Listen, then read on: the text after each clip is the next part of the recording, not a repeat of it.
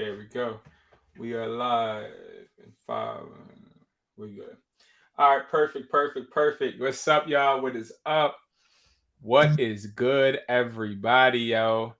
What's up? Welcome to the first episode of Hustler's Mindset podcast. Our first one that we did was more like a pilot, just trying to check and make sure everything was Gucci with it. But I'm excited to bring you guys this episode. We will be having not just Mar on and me, we will be having other people and also inviting you guys on. Definitely make sure you guys stay tuned for that. And also make sure you guys are liking the video. I'm periodically going to be asking for you guys to like the video, of course,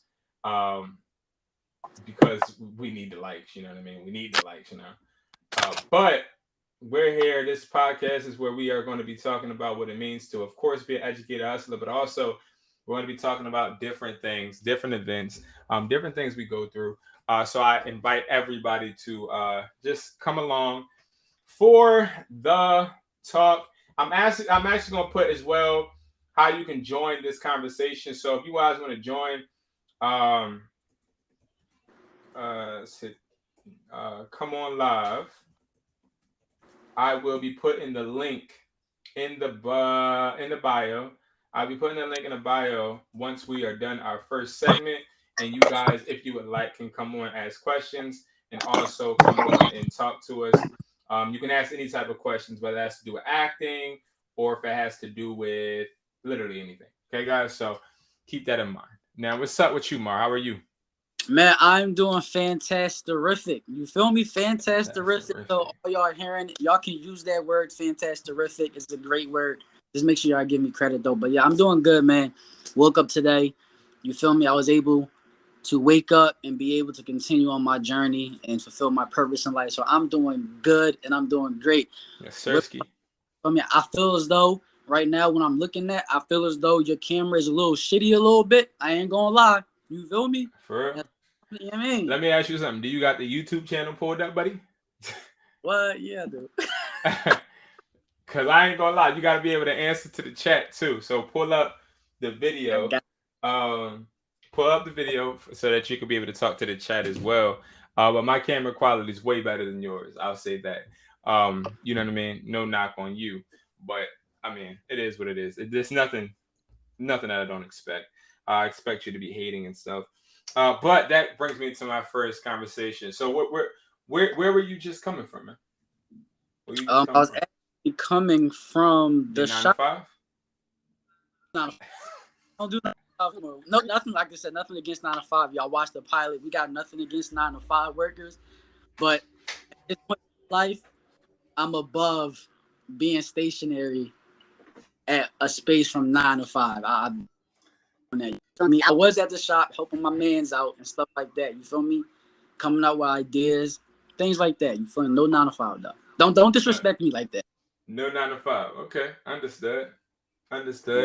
So one thing I would say is I don't understand why you can't just be honest. To be honest with you, it's a 9 to 5. Please elaborate. What do you consider a 9 to 5? A place that pays you for the hours you work. That's what I consider a 9 to 5.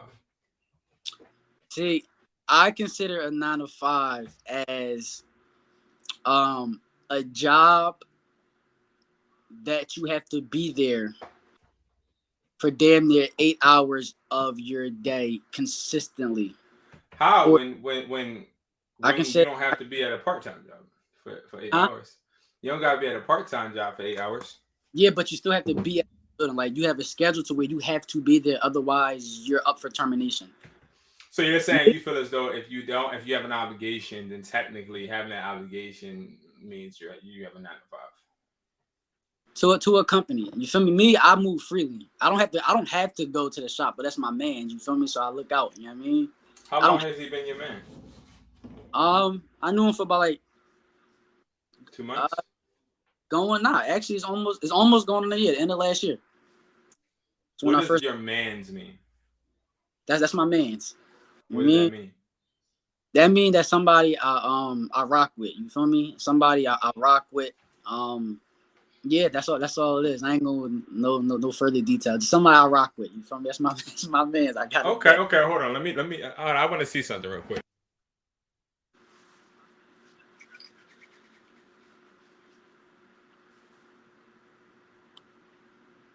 What's up, chat? How y'all feeling, man? How are y'all feeling here today, man? Let me know how y'all feeling. What do y'all think 9 to 5 is? Let me know, because I feel like he's wrong. You feel me? Let me know. So let me say this, right? You said that your man's, right? Yeah.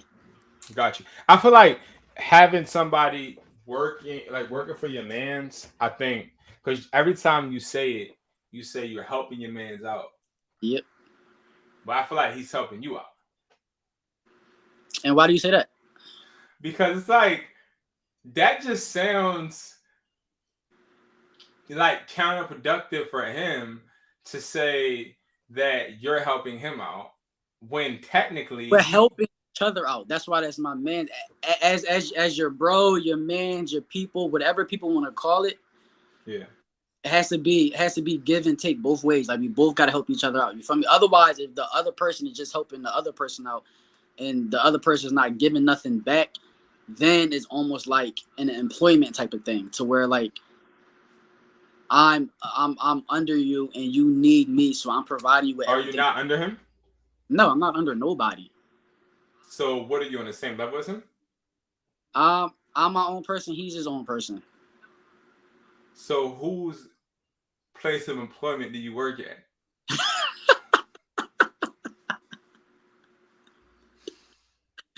It's his shop, okay? Huh? It's his shop. You see what I'm saying? Shop. Gotcha. You feel me? Okay. But we're here with it. You feel me? Okay. I mean, all right, that's fine. I'll take it, bro. I'll take it. Completely understand. Listen. Matter of fact, I do want to ask you this, right? Since we're talking about, mans and bros and working with people and things like that. So I do got to ask you a question though, right?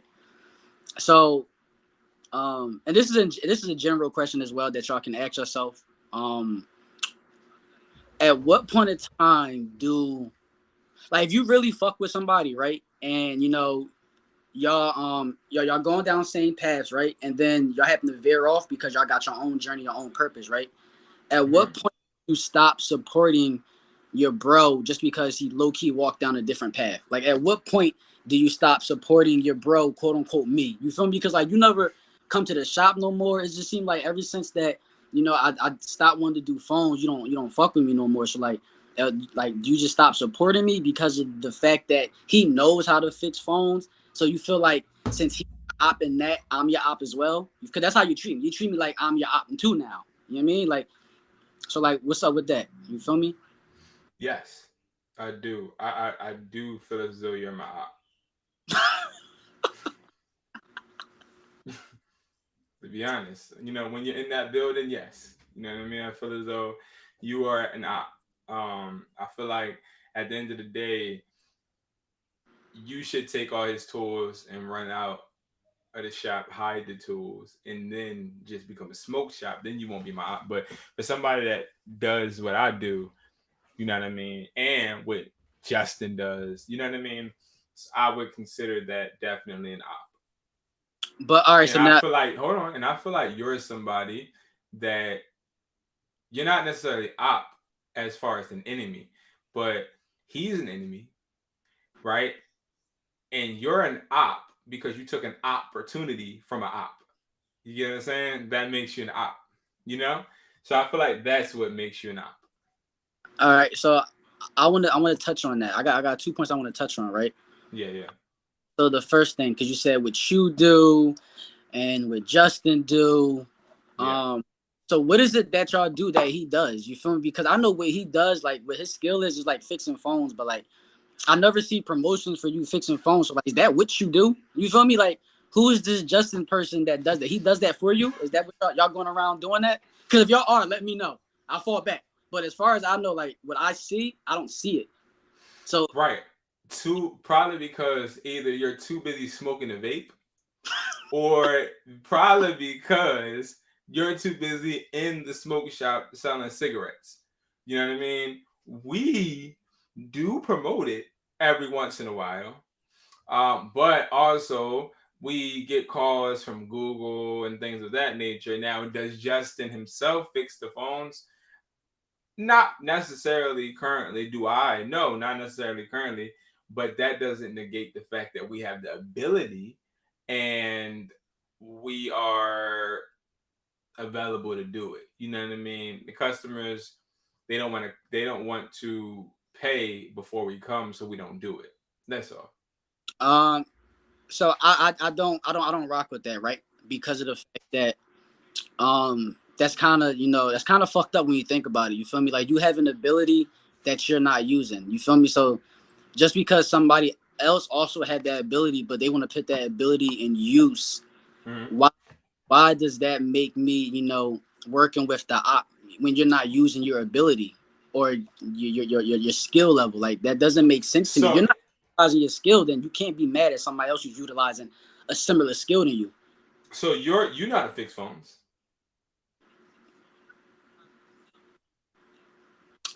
You gonna answer a question? I just don't understand how I'm hating, or how you don't understand that you're the person that uh you're enabling somebody to do something that could potentially be competition. But see, I don't like because we talk about potential a lot, right? And you told me like a very very long time ago, fuck potential, right? Because potential don't mean nothing if you don't measure up to it, right? So at the end Yes. of the day, what is this potential and ability that y'all doing? Because I personally haven't seen nobody fixing phones for a long time. I personally haven't seen. I seen y'all promote it every once in a blue moon, but I haven't seen no action being done on it. You feel me? It's almost like we're both rappers and we both can rap, but I'm rapping and you're not. So you're mad at me for utilizing the skill I have. So now you're hating on me because you're not really utilizing your full potential. So if anything, you should hate on yourself then, right? So what are toxic behaviors you see in business? Like, what is one of the most toxic things you did in business to a partner, or to a homie, or to somebody that you call your man's? I don't talk that type of slang. So, man's, whatever that is, what is one of the most toxic things you've done to your man's in business Um, besides work with his competition? We already know that was already in the pilot and in the beginning of this. You know what I mean? um, After saying that you don't want to work in the store, you know what I mean?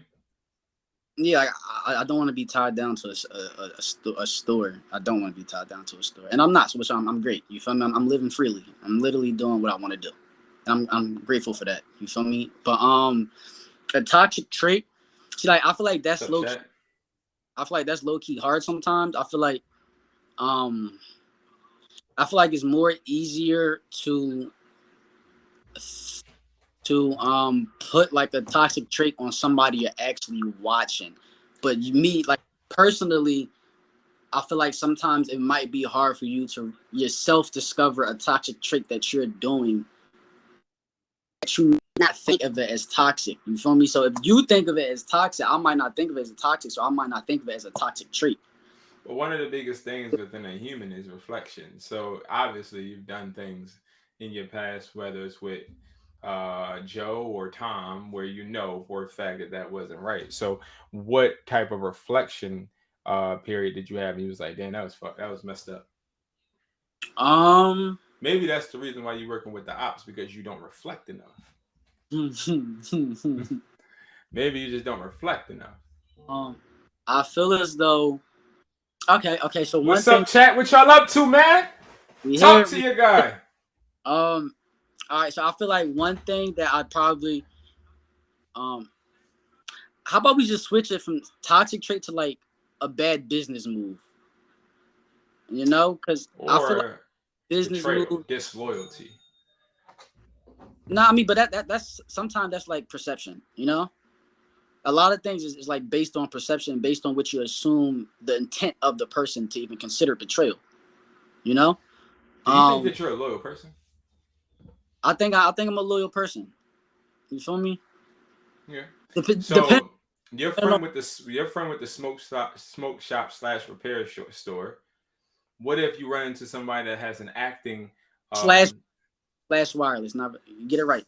Wireless. yeah, if you find somebody that has an acting studio slash smoke shop slash wireless store, would you just hop from there? Hop from your man's to this other man's? Nah. So you'd be loyal to that man's.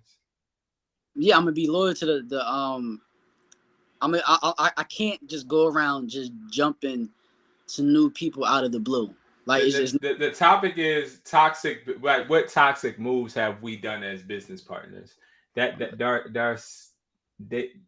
I'm gonna call you D because Darcel Wiggins. I got you, bro. Darcel. Yeah, I don't want to say it wrong though, but that is like the topic is what toxic moves or toxic things have we done? And he's having a problem answering it because that's sort of kind of what disloyalty ignites in individuals. Nah, listen. So, number one, like I wouldn't jump to the next person because it's not about jumping to the next person. Like it's not about finding the next person or the next business or situation that can get bigger and then you just leave behind which you left for that reason. You see what I'm saying? At the end of the day, it has to make sense.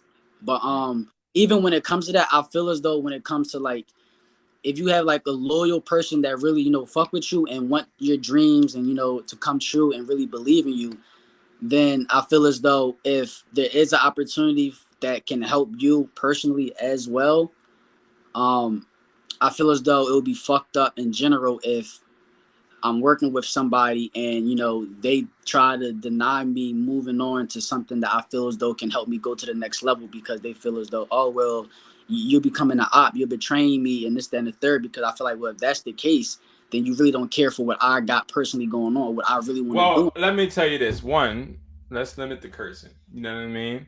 And two, you're trying to refer to me, and that's pure behavior of a narcissist. You know what I mean? Because you don't want to sit there and talk about how you have a toxic trait as a business partner. No, I did bad business move.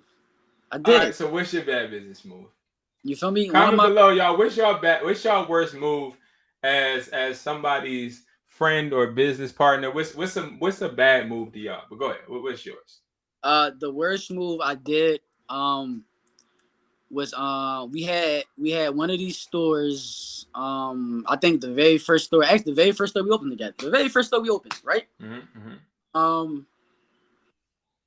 got tired of it. You know, revenue wasn't coming in. You know, that's throw that up there to bad management. But you know, revenue just wasn't coming in. You know, and I wasn't happy with myself. So I decided to take a leap of doing something to get money. And this was back in my 9-to-5 stage, where I was going back and forth.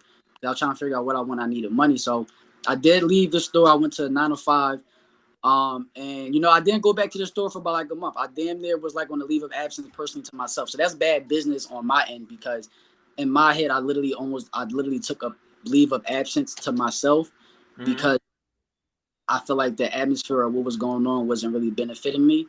And I left, and because of that, you had to get left some of the stuff that I would have done if I was there. So that's Let me ask you this. Let's cut the bull crap. So you said lack of revenue. Did you help bring any revenue in? Yeah.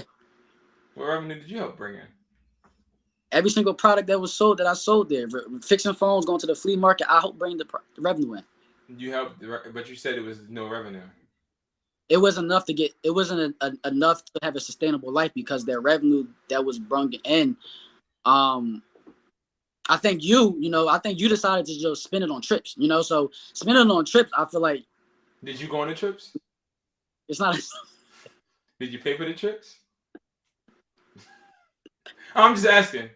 I just can't remember. At the end of the day, you know, like the revenue pays for the trips. So you did. So revenue did come in, and you did get to enjoy your time. Certain points. I guess I enjoyed it a little bit. I ain't gonna lie, some of the trips was like low key, you know what I mean? Spur of the moment, trash, you feel me? But I think that we was just at a point of our life to where it was just bad business, you know, in general. I think it was just bad business and money management in general, you feel me? which I understand low key on your part as well, because of the fact that, you know, having a business, you want the people that you with, you know, to eat, to make money as well, and you want them to actually enjoy it. You feel I me? want them to actually work and bring something to the table Right. You see what I'm saying? other But than just selling products. I'm not. No, no. That's Instead of facts. complaining about fixing phones and all That's that, just do that. Do that yeah. part. Thing is, the problem with the fixing phones thing is the fact that when somebody like you messes up a phone, it's like a bad rep. So then it makes me not want to do it no more, because then I get your feedback from the customers like I'm the problem. You feel me? And then sometimes, or most of the time, you're the problem, but you don't take accountability because you like to put it on other people. So then it's just like, you know what? I don't want to be in this repair field no more. If you want to put the blame on somebody else, then I don't want to do it no more. I feel as though that's a complete lie. I mean, I think you're mistaking me for the other repairman because I'm the one that taught all of you how to fix phones. Quick question. Just a random question. You broke my phone, right? No. You got the phone and broke it, right? I swear that was somebody I got named Brandon. I swear it was. No, his name was Justin. We need to get him on because that wasn't me. And if that was me, it was when I first fixed the phone, and your phone was a test phone, and you're the person that chose to let somebody do that. Like that's your fault completely. I mean, I would never let somebody just that doesn't have no experience work on a phone I actually use. I would never. And you see people, all the viewers, like, are y'all listening to this? Like, this is thing that y'all gotta look for when y'all working with, like, you know, people in general, Brilliant like minds.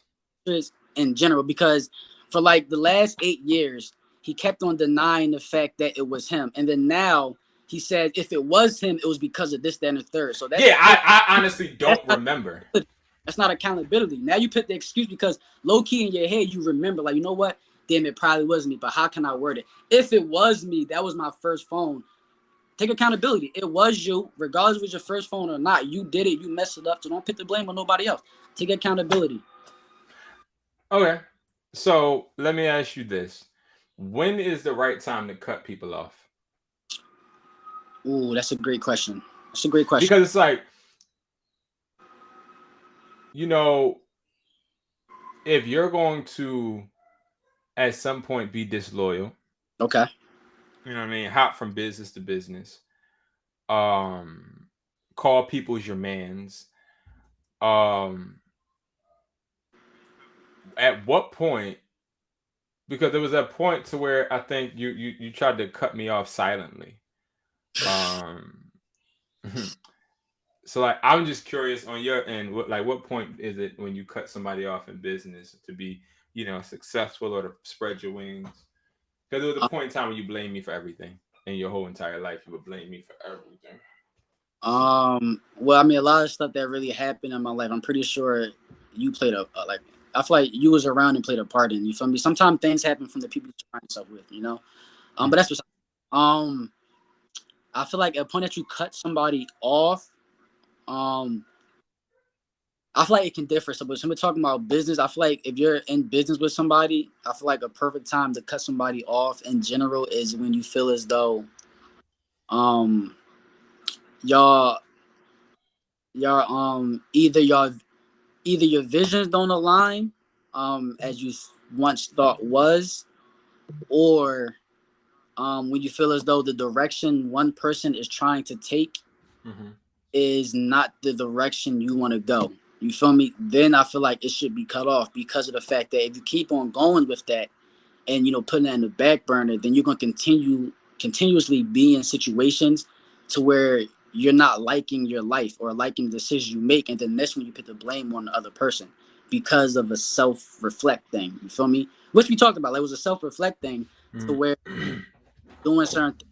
I knew that I personally didn't want to keep on doing. But because, that's why they say closed mouths don't get fed. You feel me? But because I didn't speak up at that point in time enough, then everything that happened, you feel me, somebody had to get the blame, you know? So when did if you got locked up just like Tory Lanez just got sentenced? He got sentenced to 10 years, Okay. right? If you got locked up right now, right, for 10 years, and you working at your man's smoke shop / wireless store, competing against your other man's, Yo, he just and you are an actor. You know what I Okay. mean? About to be in a Prime, an Amazon Prime series or movie. You know what I mean? It's an This indie. You know what I mean? It's not going to ever be seen. It's one of those ones they're going to give away for free. But nevertheless, you know what I mean? For you to get put in a free Amazon Prime movie, right? That may not even make the cut. We don't know. Let's just say you get locked up for 10 years. What would you have to give to your children? What would your man's make sure your children are set? Well, he put money on your books. um, I believe so. Yes, Hmm. I believe so. But I feel like with questions like this, I feel like that's all you can do is believe so, because that's what people always say until a bad situation happened, and then they realize, oh shit, excuse my language, oh snap, that person is What's really. up, Rob? Tuning in from work. I believe you feel me. I 100% believe that if I really got booked today and I needed commissary or anything like that, I could hit him up, and he would make stuff happen. You feel me? You make stuff happen. I Right. fully 100% believe that. And I think that's the problem with people is people believe too much instead of seeing, right? But that's all you So can take. like I feel as though like to know somebody for like a year, right? And we're not talking about because I don't want to mess up your place of employment.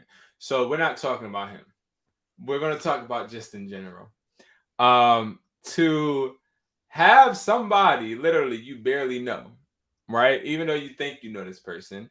I feel like it's even people in my life, like I had a scammer friend, right? And this scammer friend, that was my best friend since like high school. My best friend. Um, we did a lot of things together. Um, but as we grew up, I started to realize that all he cared about was himself, right? And to be completely honest, all I cared about was myself too. Like if he was on the edge of a cliff and I was on the edge of the cliff, You and will. it was like who was going to survive, I wouldn't even think twice. You know what I mean? He can go because honestly, it was just like I already saw his intentions. But I feel like you're blind to that. I feel like at the end of the day, that's what's going to hurt you in business is because you think that the best possible outcome is to need to believe when at the end of the day, I think you don't need to believe. Just cop some AirPods. That's what's up. I appreciate you. I feel like you don't need to, you should never believe that somebody is going to do anything for you because they don't have to. And most likely they won't. Um, well, I've seen people that you knew for a long time. I won't say any names. I don't want to mess up your personal life. But I've seen people that you knew for a long time, even longer than me, not even have your back when you needed it. Um, nah, that's facts as well. But honestly, I mean, Why are you even, tripping over your words now? no, I'm getting it together. You feel me? Sometimes you gotta get your words together. You feel me? Okay. Um, I feel as though even though you said you're not supposed to believe and things like that, but honestly, Hmm. that's all you really can do. You feel No, me? not true. You can say I don't believe. No, listen, I'm gonna tell you what. You said what? You can just say I don't believe that person would put money on my books if I got locked up like Tory Lanez because it's people that you knew for your whole childhood that when you needed them they didn't answer your phone calls. No, no, no, no. But see, no, that's different, right? Because the scenario is different. If you ask me about them specific people, I would say no. So you think that that person, let's I, just say the person that you may be depending on at that point in time, you wouldn't depend on somebody, or you wouldn't think that you need to depend on somebody you knew for your whole entire life, but instead somebody you only knew for a year that's using you to be in their establishment so that you can work for them and make a couple no, dollars because they need you because they don't have any staff. nobody's using me. Okay, Huh? nobody using me. No, they are using you because that's Yeah. what people do. In business, you use people. So you're going to use somebody and they're going to use you too. That's how it is. You see that? You have a Teletubby mindset. You know what I mean? Because it's like, let's be real. They're using you and you using them. That's how it works. That's the uncut, clear cut thing of business is at the end of the day, if you're in somebody's storefront or in somebody's company, a T-Mobile, they're going to use you for everything that you got, and then at the end of the day, you're gonna use them for whatever you need, and then y'all gonna go, separate ways. That's reality. Yeah, but like, see, like that's really hard when you really say that. I don't think so. And, no, because I really don't like your comparison, like at all. I don't like your comparison about me saying I believe he would do this, but the people I knew my whole life, certain people I Yeah, knew certain people, no. wouldn't. That's a Because fact. I know they wouldn't either, which is why I'm not around them like that.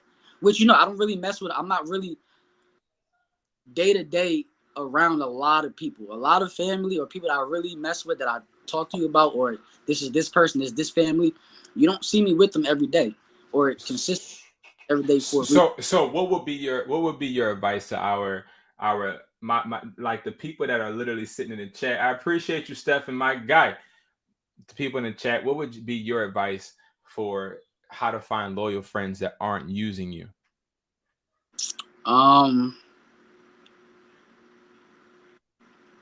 Honestly, especially in this day and age, I think you always gotta have your guard up regardless. Like 100%, you always gotta have your guard up because like I said, you never really know who's gonna be loyal and down for you until a situation happens. Like for instance, me and you, like even when I first met you for a year, like me, like I'm good at feeding off energy, listening to people, reading body language, listen to what they say, what they do in their personal life, how they deal with people in their personal life and things like that.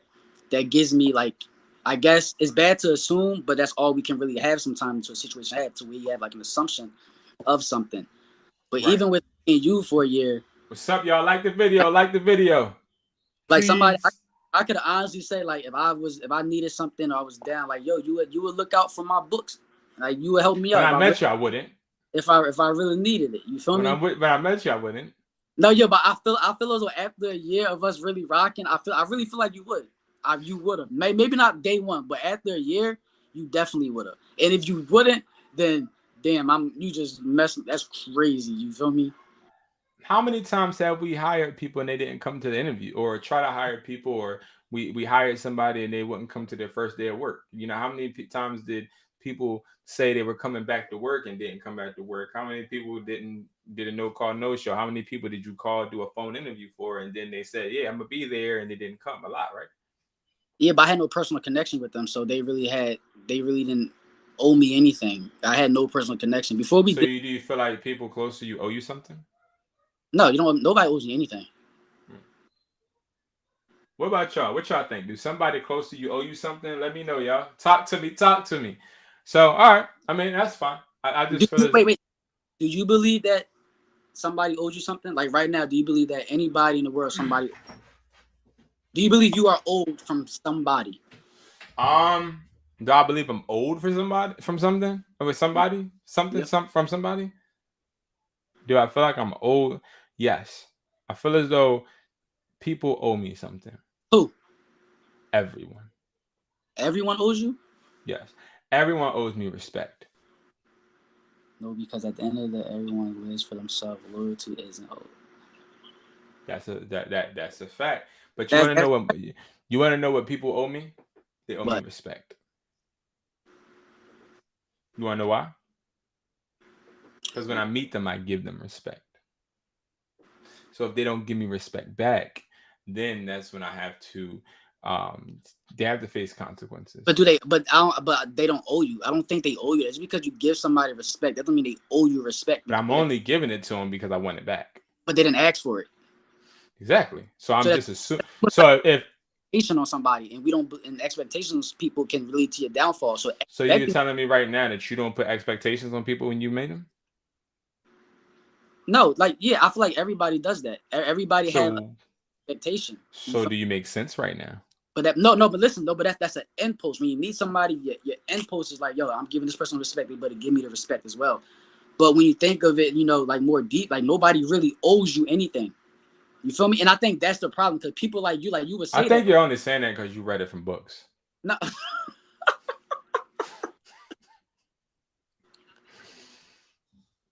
Because everybody owes me respect. Because at the end of the day, Why do people say don't disrespect me?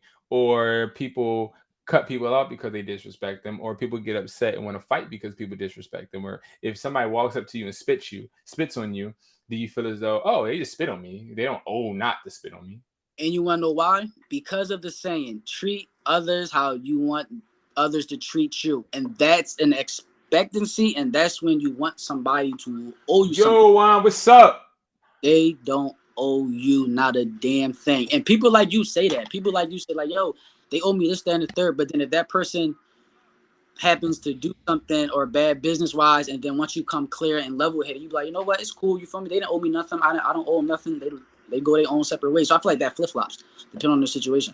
Like it sounds good right now. Like this person owed me this, that, and the third, and you feeling the way about it. But depending on how often you cut them off, you might just be like, all right, well, that person really don't owe me nothing. I don't owe you nothing, and things like that.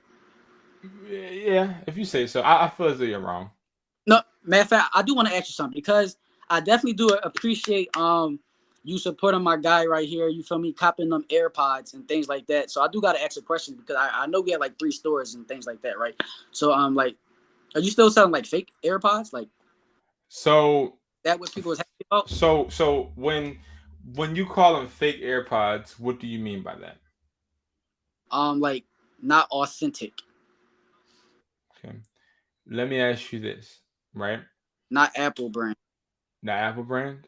Yes. So I do sell wholesale non-Apple brand products. Yeah, they're actually on my site, hustlersbuy.com. Maybe you should get them and you should actually plug me in with the guy that you're working for. And what we can do is I can start putting it in his shop if he wants some replicas as well. So they're not fake, they're replicas. So that's what they're called. Do you guys still sell cigarettes? It's a tobacco shop. So you sell cancer. So you're killing people. The store sells it. Do you still sell backwoods? The store sells it. But are you selling it? How does it feel? How does it feel to know that you are selling things to harm other individuals? And how do you live with that every day? Honestly, I think it feels the exact same way as I need to show that these. I feel as though I feel like I can answer that question by saying that feels the way probably as somebody who sells replicas of something that maybe a consumer, initially thought, was authentic, and they know it's not authentic, but they still, pressing them about certain situations or maybe trying to switch up certain words to make somebody understand it, but they really fake and not, you feel me? And then you get that bad feedback from that customer saying, yo, these are really not fake. And then your answer is, well, I never said they was real. Never said they was Apple. You feel me? Tell them, that's what I'm saying. Hey, so I feel like it's almost the exact same thing. Like, how do you feel?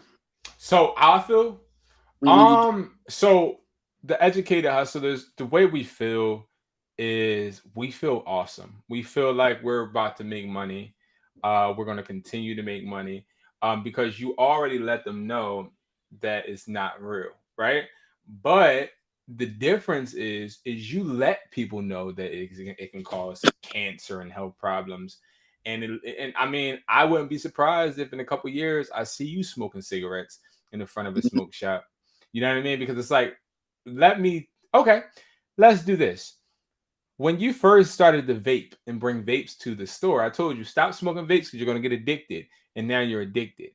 And you'll say you're not addicted, but that's what every addicted person says before they need help.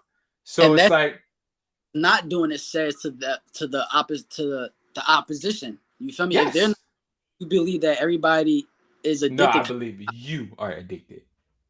You see what I'm saying? No, I don't, because I feel as though you're addicted. And even speaking on the tobacco, see, the thing about this, right? The thing about, like replicas and fake stuff that a customer might believe is real, things like that, and then go through the process and realize, oh, damn, he got me, right?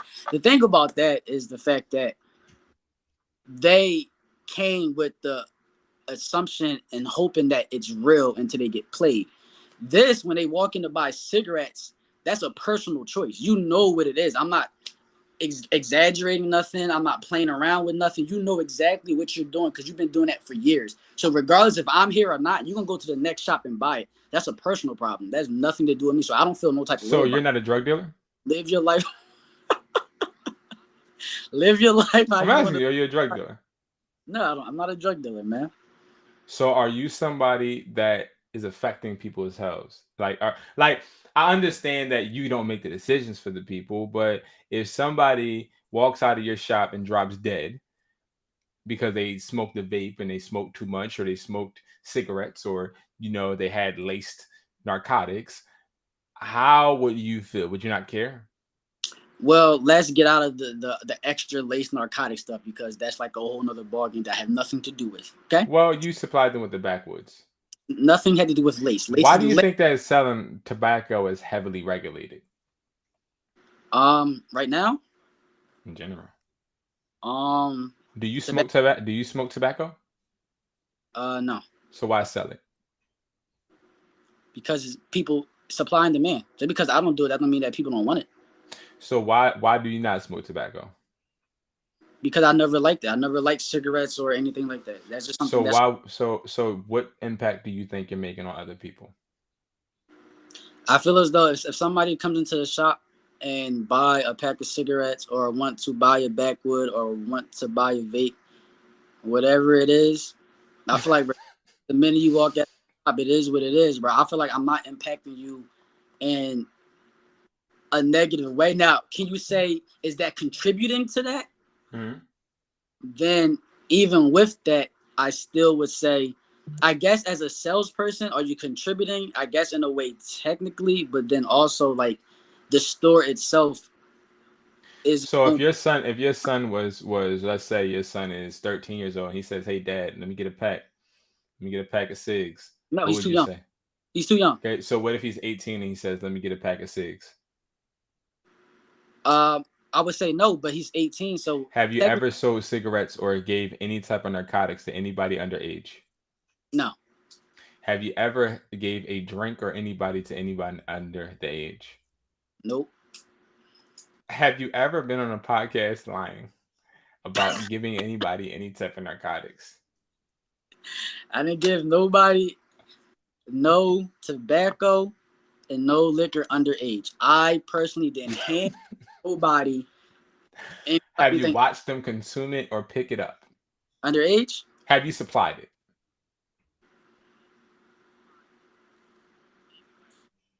Yes. No. Wait, no. It depends.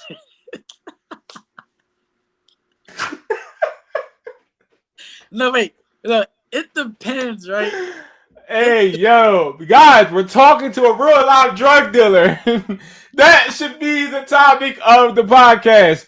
We're talking to a real live drug dealer, somebody that is providing our youth with drugs. Listen. No, listen. Not drugs, okay? Not drugs. You feel me? I don't supply drugs to alcohol. I mean, I don't sell drugs, so I'm having a part of that. You feel me? I don't do none of that. You feel me? But you said bottle. So the only reason you said bottle, so I had to answer honestly. You feel me? Bottle. So if that's the case, I feel like my partner at the time also contributed as well. So when you said that you contributed as well and been around and supplied, never. I don't even drink. But nor do I smoke or anything. But didn't you know more, right? No, I don't do anything. More? Huh? No more. Yeah, no more. Yeah, no more. But we're talking about when you did it heavily. You feel me? Like I've never drunk heavily in my life. Yeah, but you supplied it though. I supplied what? Liquor? Yeah. To who? You feel me? To who? Probably at events. But if I did that at events, that's because you invited young people. That's the accountability. Stop saying. No, I don't know. I don't know what you're talking about. Like I would never do that. Like I would never ever do that. And I feel as though this is a prime example of a toxic narcissist. Not taking accountability. like you. Thank you. No, I feel as though at the end of the day, you're working for somebody supplying drugs to underage individuals, Oh, and you're getting called out on a public platform let's about let's get it you straight. providing things and drugs Listen, to young, get immature individuals that can't make their own not choices. there and put this false narrative out. We don't supply to anybody underage. So do they have to provide ID? Yes, all the time. It's right there labeled 21 and older. Anyone under the 21, you cannot do nothing there. Can't So get to. you're killing our people that are not of youth. You're killing other individuals. You're getting people and providing. Does the person you work for smoke cigarettes? I don't know what he do with his life. Okay, so you're providing people. You see I Clone Tyrone? Anybody saw that I Clone Tyrone thing on there? Trash movie. But so you're providing people with things because you're stuck in the matrix.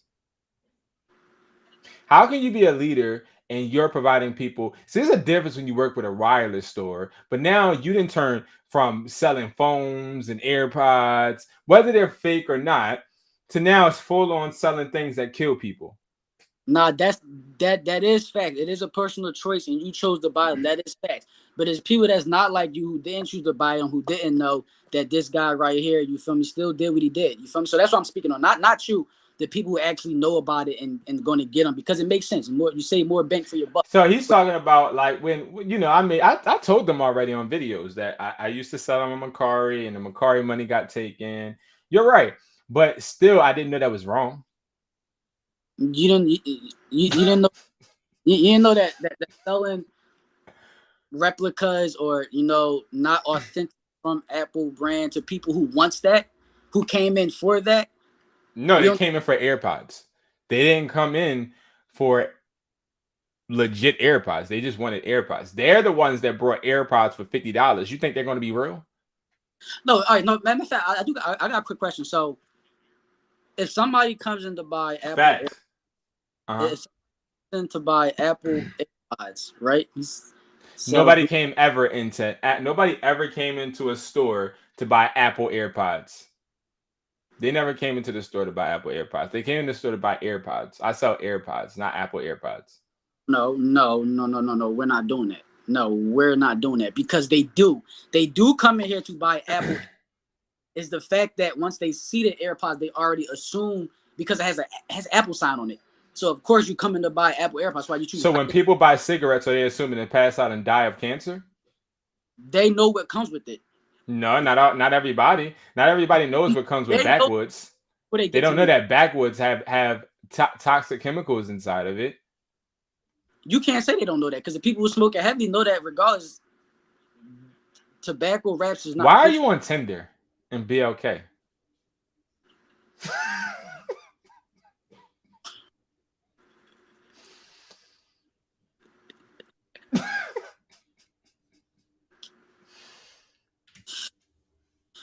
Listen, okay, I'm there. The only reason why I'm saying, let me explain to you how I know this. Because of your new recent YouTube video, when you showed a website, it said Tinder and BLK on it. Do you want to tell us about that, or are you looking for someone? So I go to the network. $12. $12. I go on Tinder the network. What's up, Twisted? What's up? You said you go to the network? Yeah, I go to the network. Are you a habitual liar, or do you like I don't get it. Are you serious? No, I'm this. I go to the network. So you go to Tinder to network. Tinder, BLK, yeah, go to the network. So what do you say to people when you're trying to network, when they're trying to hook up?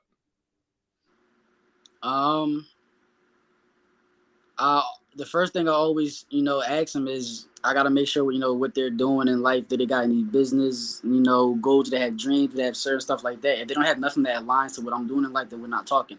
But if you have something that aligns to anything, then we can possibly do something together, future wise. So it all depends on. So you can't just make a Facebook or go on Instagram to network.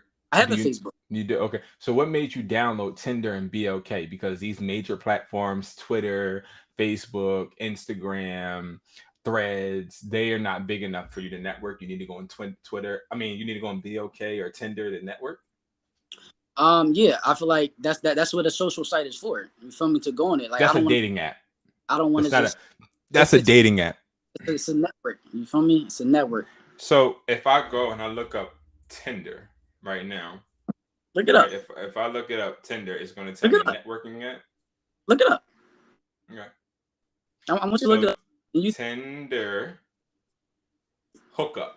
So it says Tinder. When I type it in, the second one says Tinder hookup.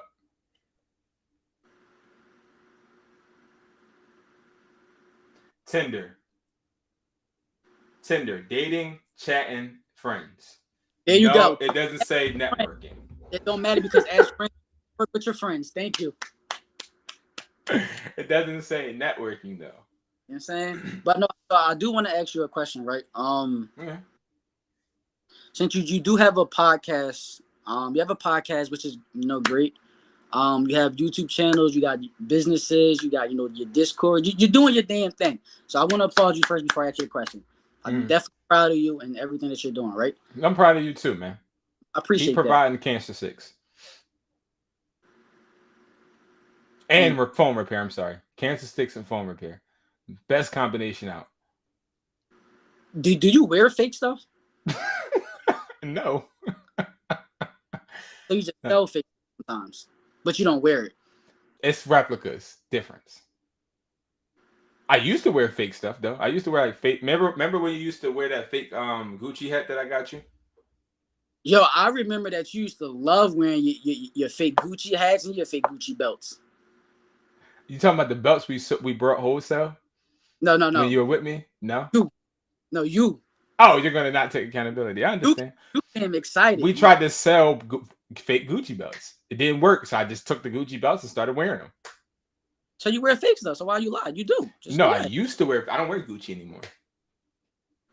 So you don't wear nothing fake. You just sell fake stuff. I respect it. Ain't nothing wrong with that. You feel me? Like it's replicas, not fake stuff. I mean, I'm pretty sure MERCARI, when you get shut down and stuff like that, eBay, MERCARI, they say fraud and they say like fake and they use them type of terminology. That's all. That's what I'm saying. That you feel me? They use copyright infringement.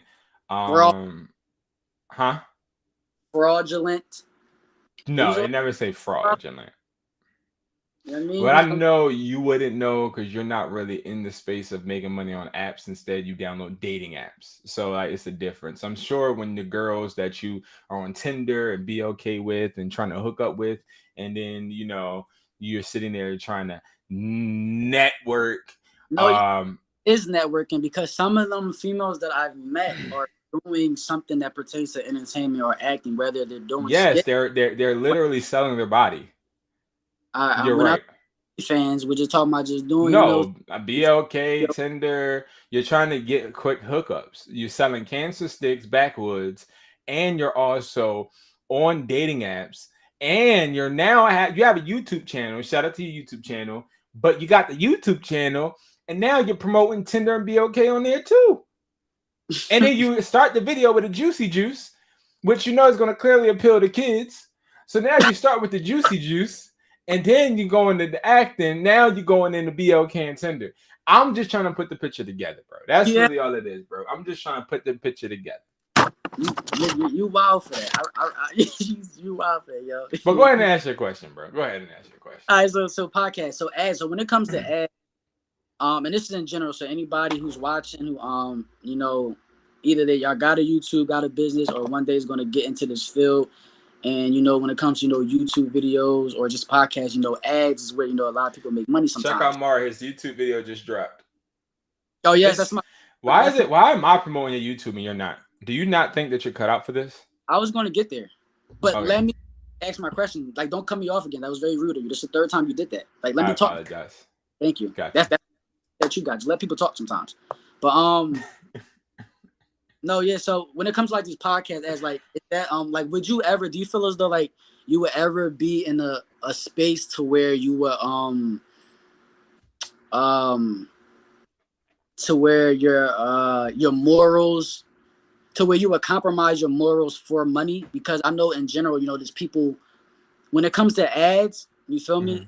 sometimes people actually love the ad, you know, they love whatever they're promoting, but then sometimes they don't love what they're promoting and they just accepting the money just to promote it because they want the money. But then that can confuse your viewers and your customers because they can look at you as not authentic, like your AirPods, you feel me? So like, how does that, like, would you ever compromise, you know, your moral ground to get money in order to blow up higher, or would you continue to take the long step process to get what you got to go to your word is bond?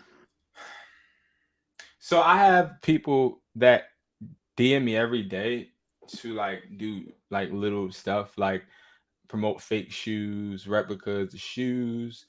I Up have your a alley, pin. I up your have a alley. pin company. Huh? Yeah, Molly. Yeah, it is. Alley. At least they're not cigarettes like you. But I don't have it. But hold on. I have a pin company that has actually sponsored me, which I'm thankful for. Um, Networking and Tinder is crazy. it is crazy, but I have a pin company that actually sponsored me, and I took that sponsorship. I had a sponsorship that wanted to do some type of other thing. I forget what it was. It was some other type of thing that had to do with YouTube. But other than that, honestly, would I risk my morale? I mean, you asked me that question. Regardless, I'm going to say no. But the answer genuinely would be no. Stefan, what's up, man?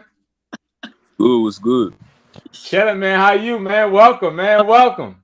I'm blessed. I'm blessed. You know what I'm saying? It's good to see y'all. You feel me? Conversating, all that stuff. Yes, sir. Yes, sir. Where you from? I'm from New York. I'm from New York. You know. You sound like you from New New York. York. Yes, sir. I I wish I respect had a New York accent. I ain't even gonna cat. I wish I did. You know what I mean? Y'all be talking. Y'all, the way y'all talk is tough. I ain't even gonna lie. Nah, I ain't even gonna, my accent really come out when I get angry. I ain't gonna lie. But then, I bet. I bet. I'd be scared. I'd be scared. Real yeah. wreck.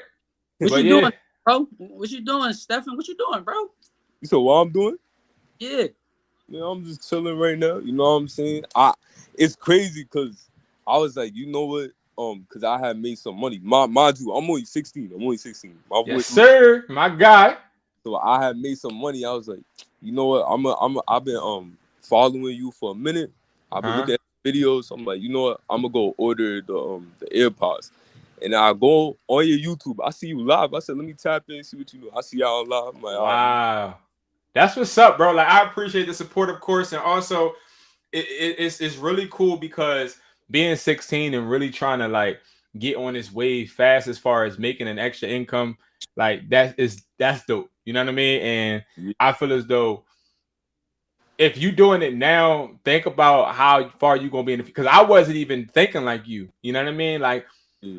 when I was your age, I'm thinking about girls and ball. That's about it. You feel me? So like you thinking just making an extra income stream, bro, that's lit.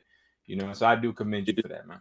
Yeah, Oh, I'm very a lot of play. I actually am trying to. The reason I'm selling these AirPods is to start up another business, clothing brand, because like I'm Christian, so I want to like sell, you know, like Christian clothing and stuff like that, and Tough. like woke, you know what I'm saying, stuff like that. So definitely, That's tough, bro. That's and good luck with that. I mean, listen, man. We're gonna be here with you every step of the way, man. You are part of the Educated Hustler family, of course, bro. So I got your back, man. Anything you need, let me know for sure. For sure. appreciate it. I do have a quick. I have a quick question for you. At what age did you realize like you wanted to, you know, start your own clothing brand? You know, just be your own boss. At what age All did you right, like Caesar, all right. done with Well, this? Yeah, like what age? definitely from a young age, I would say, because I had to see my mom struggle and my father too. So I'm seeing them, and my dad's his own boss. He's a contractor. But Okay. it just made me he used to talk about stories because he used to like dig holes, do fences, stuff like that, working for the next man. So he really implanted it in my mind that, you know, you don't have to work for the next man. There's too much money. You don't have to sell drugs either, do anything like that. There's so much things that you could be doing. You don't have to be a Lamar, bro. You do not got to sell drugs. You do not have to sell cancer sticks, bro, and backwoods. You don't got to do that. You know what I mean? Whatever you're Yeah, doing, your extracurricular is cool, but you don't got to provide that with, you know what I mean? So I'm glad.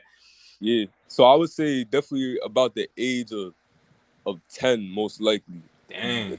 I had that tough. business mindset, and then I started looking into, you know, how to handle a business. Wow. Like right now, I'm buying the printing press, the shipping labels, That's what's up, manufacture, all that stuff. So, yeah, That's tough. That's And see, I see you, man. Good. That's what's up, man. Y'all got y'all heads on the right way, bro. And that's it's so good to see, man, because it's like that's at fine. the end of the day, I got kids, and I again I aspire for them to have the same mindset. Honestly, like y'all dope. I like that. That's what's up. That's Sure. definitely fine. Now I'm glad you said that because that actually brings me to my next question to you, Brandon, and just in general. You feel me? Even to you, Stefan. In general, you said you had this thought at a young age. So and you're 16, so you said a young age. So I would say definitely younger than that. So at what age would you allow your kid to make decisions for themselves, whether it's business move or even if it might go against what you like as a parent at that point of time? Would you like what age would you allow your kids to be like, you know what, you want to do this, I'm gonna let you do this, I'm gonna allow you to do this regardless of how I feel, that even if I feel as though right now you should not do this at all, even though that can kill the kid's dream? So at what age do you like are you going back to the to the drug? Are you trying to? Nah, we going back to like seeing your son twirling a dress. Oh, you. I ain't gonna lie. No, I'm saying like at what point would you allow? Because I saw a video where it was actually a young boy. He was around 5 years old, and he was on a talk show, and I don't know the whole thing because I just looked away from it and walked away. But at what point do you feel as though children are able to make those decisions? Me personally, my parents is, I would do the same thing. Is as long as you living under my house, you know what I'm saying. Okay. But if I had to stamp an age on there, I would say 18, because 18, that's the time where okay, you done with high school. Now you're going into the job world. Like you gotta, you know what I'm saying, hustle up on your own, do what you gotta do. No, I feel that for sure. Like me personally, I feel as though like I mean, how about I don't know. how about I specify, right? So Stephen, he's 16, right? So let's say, for instance, let's say you have a kid, you know, that's 16 years old, right? Mm-hmm. And they decide, you know what, yo, I want to do this business. I want to, you know, I really don't want to work no more. Like school is here and there, but I really want to own stuff, pops or moms. I want to own stuff. I want to do this, that, and the third. You feel me? The normal person might be like, yeah, you feel me? I respect it. You know, my kid want to do this. They be bragging like, yeah, I respect it. Get on your grind. But then at that same age, the person like, you know what? Hey, I want a sex change. Do you still grant them that exact same freedom? Because you're technically giving them the option to control their life when it comes to the business, if you agree to that aspect. But if they want a sex change, you might say no. But so at what? That's so facts, Caesar. What would you do? Oh, so you said, all right. So I see. Me personally, let me tell you. You asked me if I was a parent and I had that child, I would be confident that my morals and what I said straight, they never gonna have to do that. You know what I'm saying? They not gonna be able to do that. But if I have a daughter and she want to be a thought at 18, all right, you know what I'm saying? You do you, but I play my part as a father. Mm-hmm. But let me tell you, as long as we are speaking the order, so you cannot be asking me for certain things, you can't be. I'ma still love you, but you know what I'm saying? I'm not gonna support you in these things. So my answer does not change. 18, you want to do that? Go ahead, cause you think you grown. But me personally, how my morals is, especially that I'm a Christian, that's not going on. It's not going on. I feel that. I think that's a good one. Definitely a good one. It's definitely a good one, bro. Well, I think honestly, like that makes a lot of sense. How about you, Mar? What you think? Well, I'm not with sex changing, at a young age in general. You feel me? Like at the end of the day, like you just said, Stephen, if you're under my house, you're under my rules. I'm not. If you say, I want a sex change, I'm personally going to say no. Like I'm personally you gotta grow up. You're still a kid. You're still wet behind the ears. You don't know nothing yet. The minute you say that to me, you don't know nothing no more right now because you're a kid. So what do you know really about sex change? So I'm just against it. In my household, I'm against that. Now if you got your own house and you got a certain age, you got your own house. I'm still gonna have my feelings how I weigh, but I can't control how you do and live in your So house. I'm about to get both of y'all. Right, I'm gonna ask y'all this the last one on this subject. I'm gonna say this. Like, what if it messes up your business? Like, prime example, Mar, you saying this right now, right?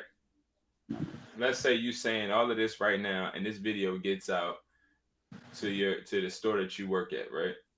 Yeah, Theoretically. Yeah, you smart. You smart. You Yeah. smart. So it gets out, and now all of a sudden they cancel you and they cancel that store because now the LGBT or Q community is like, yo, they don't support. So like, would you publicly say what you're saying right now, on a larger scale? Would you be saying that, or would you actually be tone deaf and say it, or would you actually worry about what you're saying out your mouth? If somebody asks me on a public platform, Yes. Do you support? Do you support letting somebody, let's just say a child, choose their what they like, which way they like to swing, you know what I mean? I don't care what any child does. We're talking about my child. I don't care what any other child does. I support, if their parents support it, by all means, cool. But we're talking about me and how I parent. So I'm gonna always be public about it. So if somebody asks me that me parent and I already got kids, yeah, I'm gonna say what certain stuff like that. I ain't gonna sit there and bite my tongue. But you know what? Yeah, we ship to the UK, of course. If they want to do it, I'm gonna just let them do it. Like, Of nah, I'm course, on Tank.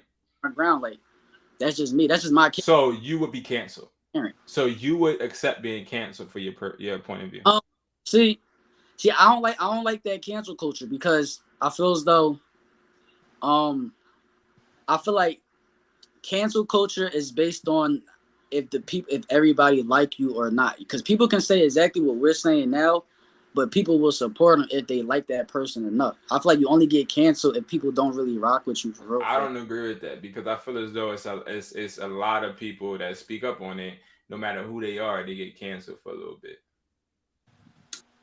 From Name that, one person that spoke about the gay community and didn't get canceled. I'm sorry to interrupt, but I don't know if you guys saw, but y'all are familiar with Neo, right? yeah, And he just got exactly. And Yeah, so he, if y'all ain't know, he actually was on an interview, and the woman had asked her about the LGBT community and whatever they call it, and right. their impact on his children, and this is the same exact kind of situation that you're asking right now. So he has his morals, and he don't care what what they gotta say. If it affect the business, it affect the business. But at the end of the day, my morals is on top, but I have to stand down on top of everything. So yeah. My fault to cut you off though, but no, because that's exactly facts. That Neo thing is exactly why I thought about this question in general. Is because like Neo, he did make a response. I feel you, Caesar. Said, regardless, I stand on my morals. He said I would do some investigating, but there's no type of investigation that he thinks, whether he reads a book or somebody tells him, that's going to make him change his morals to make him be like, all right, his kid can just. And that's 100%. That's the exact reason why I asked you, because the difference is that Neo has money, right? He has money, so he don't got to work. So like at the end of the day, he can get canceled and still be alright. You feel me? He might not be able to live 100% lavish. Like the baby got canceled, correct? So he got canceled because he said something and he was on suspension technically until he apologized. So I'm asking you. He was targeting. I mean, he wasn't. I don't want to say targeting because I feel like that they really blew up that thing out of proportion. But that's besides the point. That's the point. But no, he's in a crowd and he was saying his words that he was using. Like, if y'all gonna do this and yada yada yada in the back part, then make sure yada yada yada. That's different when you're speaking about your own kid. You can't tell me how to parent my kid. So when it comes to that, is I feel like that's different in the baby situation because he's not literally talking about. So will your children watch? Will your children watch cartoons and movies that have same sex interactions? I can't do that on their own time, depending on what age. Depending on what age, it's hard because this day and age, people slip that in there all the time. Nowadays, cartoons got that in there. They do. They got that in there. I happen to see it. Am I turning it off? I'm turning it off. Do you have anything against people that make those decisions? Nobody. You do what you want. Live your life. How you want to live your life. I mean, all right. Do you want to make an apology in advance to the LGBT community? I feel like to make an apology, that means you gotta low key admit that you said something wrong out of fault or targeted them. I didn't say nothing that I need to apologize for. I didn't target nobody. I literally kept this on my kids and what I would do with my kids. So I can't apologize for what I would do for my kids. What if somebody feels as if you shouldn't just have any type of choice because it's their choice, because it's their body? Well, then they can't really tell me that because that's like a hypocrite. You can't say, well, they had their choice, but I got my choice as well. So you're discrediting my choice to agree with the kid's choice. So you got to pick one side. It's two sides. The kid's body is not yours. No, yeah. But look, that person that's saying that to him, they're in favor. They wouldn't care if a 3-year-old were to say, okay, I want to be a girl. You don't even know your sexuality for anything like that. Mm-hmm. So that person, you know what I'm saying, would kind of be wrong. You know what I mean? I agree. I agree. I definitely agree. I definitely agree with that. You know what I mean? I think that makes complete sense. Me personally, I'm on that same wave. It's a facts to do some decision when done that. No, I was talking about Caesar. That's facts. He's saying some facts. Yeah, definitely saying facts. I mean, it is what it is. I mean, I feel as though it's the time and the place for everything. You know what I mean? What other questions you got, Mar? You got anything else? I do want to ask you, since we're doing this, so how much money do you make from YouTube? Do you feel like you're making a comfortable amount for what you're doing, or do you feel like you're not getting paid for your worth? Or you argue? The money that I make on YouTube. So I just got my first YouTube paycheck, actually. Well, not paycheck, but deposit. So the money that I make on YouTube doesn't equate to the money that I make on my YouTube video paycheck. So the money that I make on YouTube is extraordinarily a lot, but it's not all from YouTube. Like, I make a good amount of money from YouTube, but it's not from all ads, for example. But I make way more money than I did with a couple channels. So that would be what I would say on that one. Mark, where you at? Nah, that's him. Oh, that's on first. I think that. Yeah, I still hear you, but yeah, man, it's time for another phone. Let me see. Leave and come back, bro. Can you hear me? Yeah. Oh, all right. Yeah, I can. He about to leave. Just another question. You know what I'm saying? This, so as you know, I ordered the AirPods. So about how long would the shipping be? Like how the shipping right now but it should be faster. We're hoping, but it's 7 to 18 days only because of the shipping strike. But if you're in New York, it should definitely be faster. Because we wouldn't technically have to send it with UPS, but we like to send it with UPS because USPS, it's a lot of theft in USPS. You know what I mean? So that's the only thing. Like, we're trying to eliminate a lot of different things that have been happening. So yeah, but you can always hit me up too. You know what I mean? You can always hit me up. Was it? Yeah, my email, or you can text 445-500-9600. Like that's my number. Okay, all right, bro. Yep. But Mars, so like to answer your question, I don't know if you heard me, but I said like I make enough to live off of what I make on YouTube. But I don't make what I make on YouTube just by ads. I make them from just ads, consultations, and all of that. And you said what else about that pertaining to that?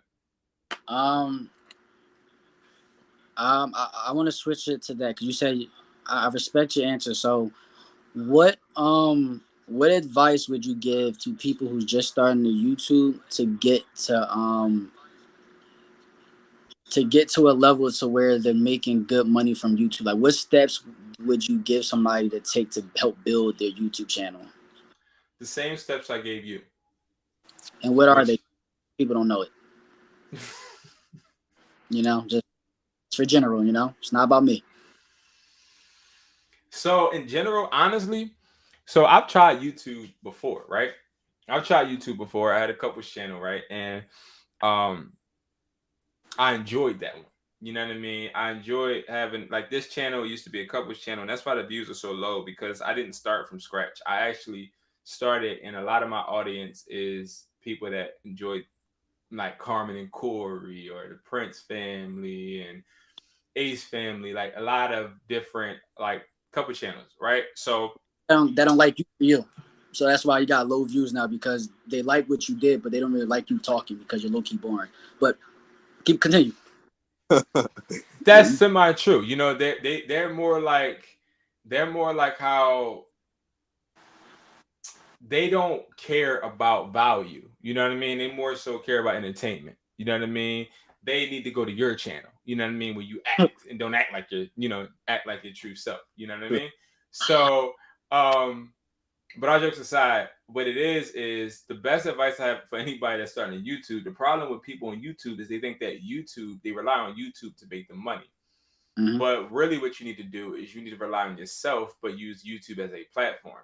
Like I don't rely on YouTube to make me money. I rely on myself and the value I bring to the channel to make me money. So prime example, if I know how to flip phones, that's a skill.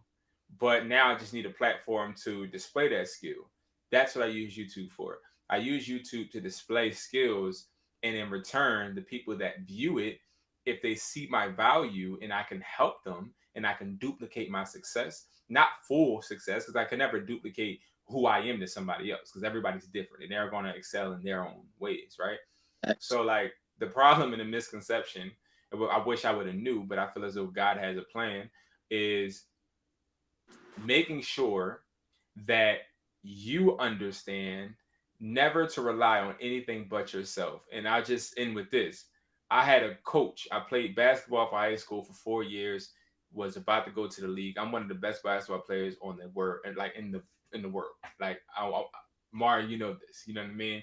Because I'm a little shaky. I haven't played ball in a while, but I still, you know what I mean, gave you all some work the other week.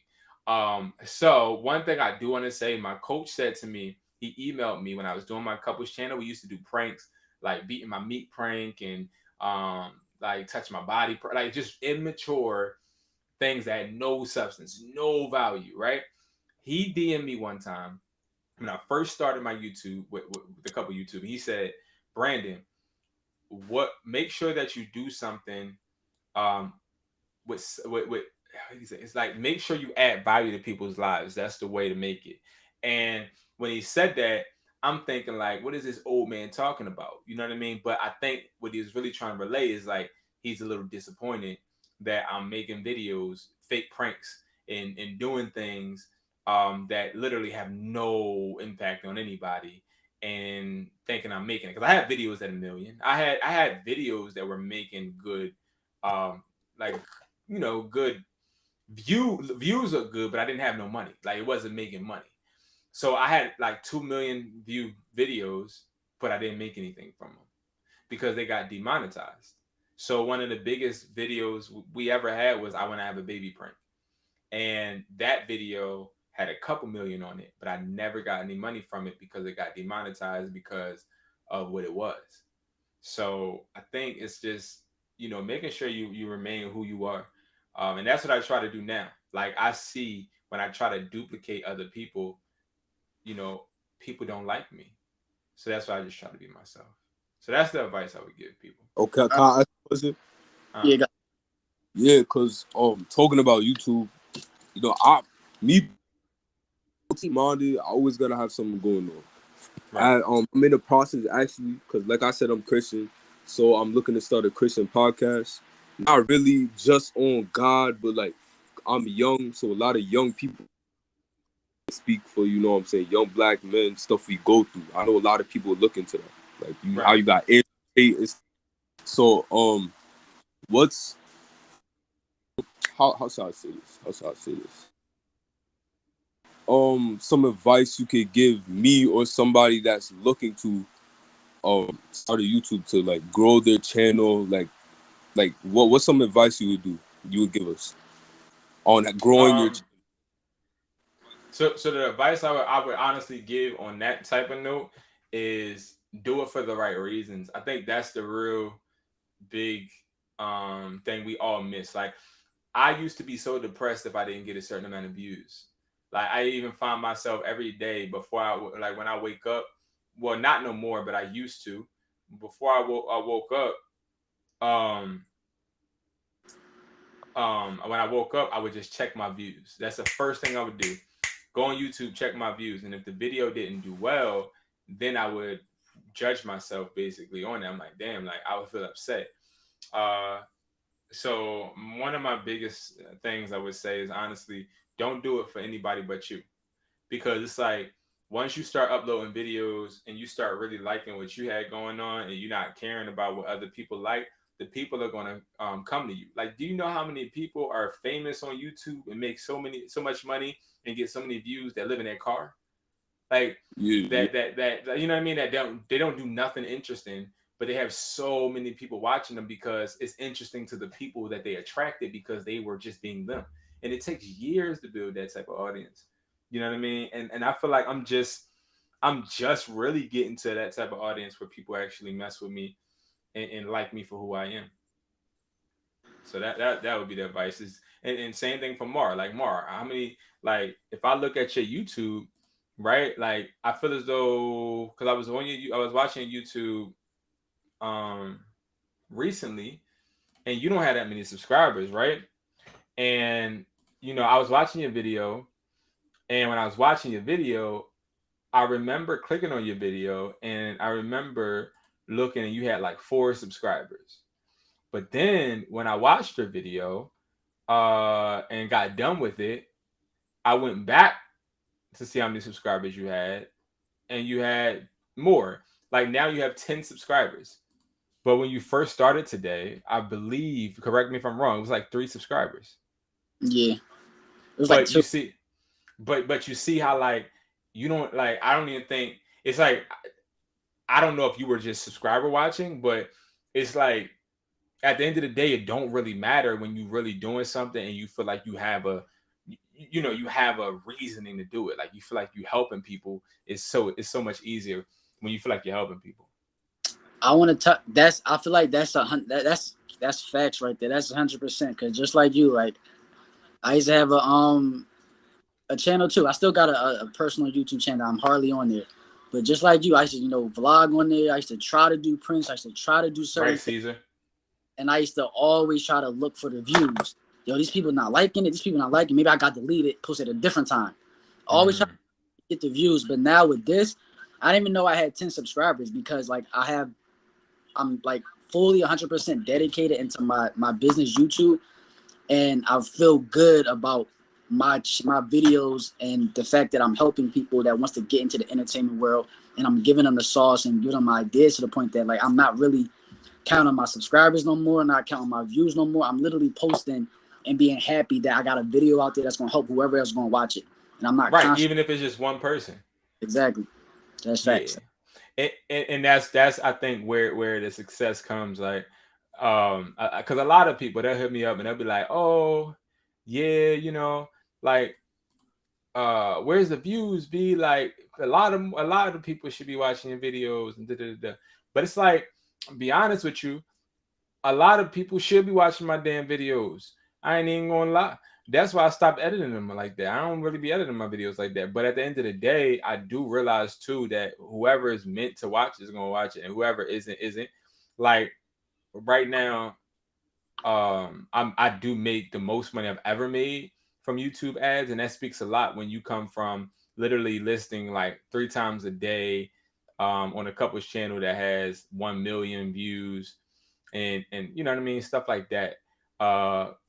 It definitely means a lot because it just shows, like, people, they view value way more than they view just random entertainment. Like, starting a couples channel now would be so hard for me because I don't know what the heck I would say. Like, I don't know what the titles would be.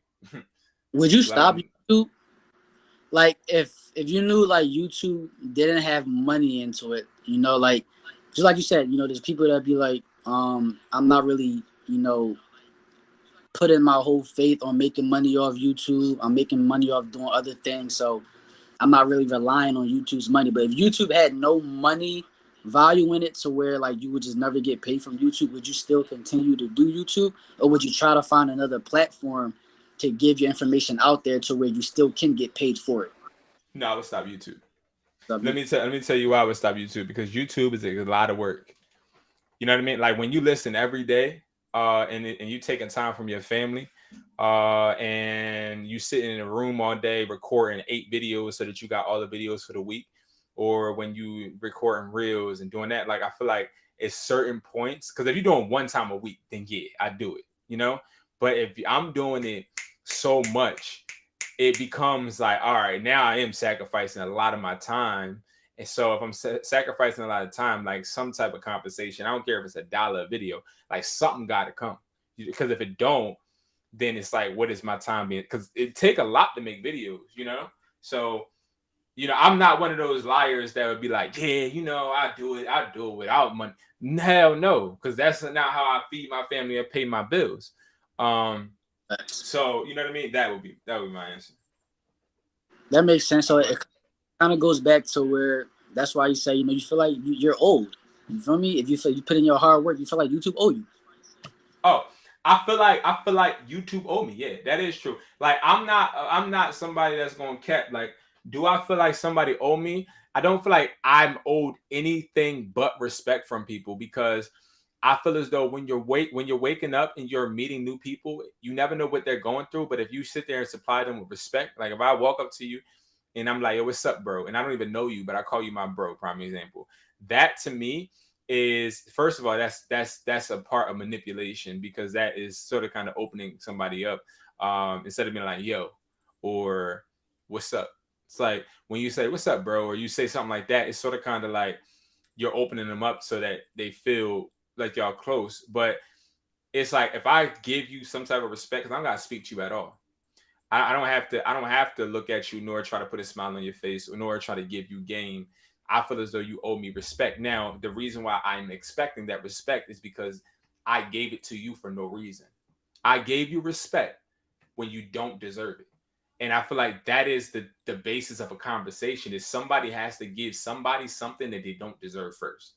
And if I'm the person that gives you something that you don't deserve first, because like you said, nobody deserves anything in your eyes, right? So if I give you respect before you give me respect, then in return, I'm expecting it back. So if I say, hey, what's up, man? How are you? And you say, F you, get out my face, I'm going to be offended. But if I was like, what's up, bro? And I didn't expect you to respect me, and you say F me, I'm gonna be like, so how you doing today? You know, it just wouldn't make sense. You feel me? So that's what I mean by, I feel as though people owe me respect. Because if I'm going to bring that to the table, because a lot of people be getting out of pocket, even these customers, they get out of pocket like a pistol in a robbery sometimes when they're coming at me. And I just had to block somebody from my Discord this week. First time I blocked somebody or kicked them out. I ain't blocked him. I kicked them out. I ain't ban him, but he was just like posting like competition in my Discord, being weird, because I found out I wasn't answering him and I didn't see his DM or whatever. But it's like, I don't know you, but I expect that respect because I'm giving you respect. You know what I mean? And me not answering you isn't me disrespecting you. It's just I didn't see it.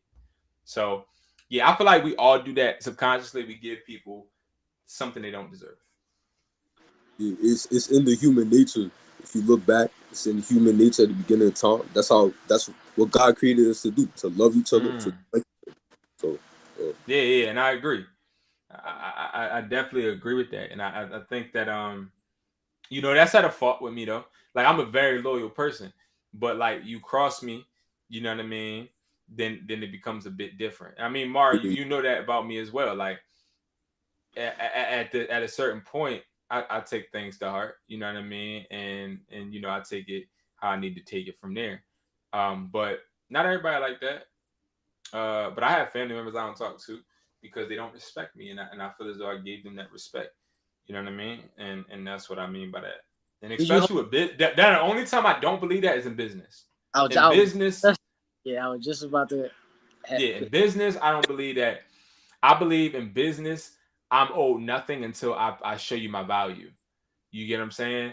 So like in business, if I say what's up, bro, and you don't talk to me and you're on a higher level than me, I got to get my game up. I can't. I saw the Drake concert. I couldn't go backstage with Drake. Pause. Not for no weird stuff. I'm saying I couldn't go backstage with Drake and go chill. You know what I mean? I couldn't do that.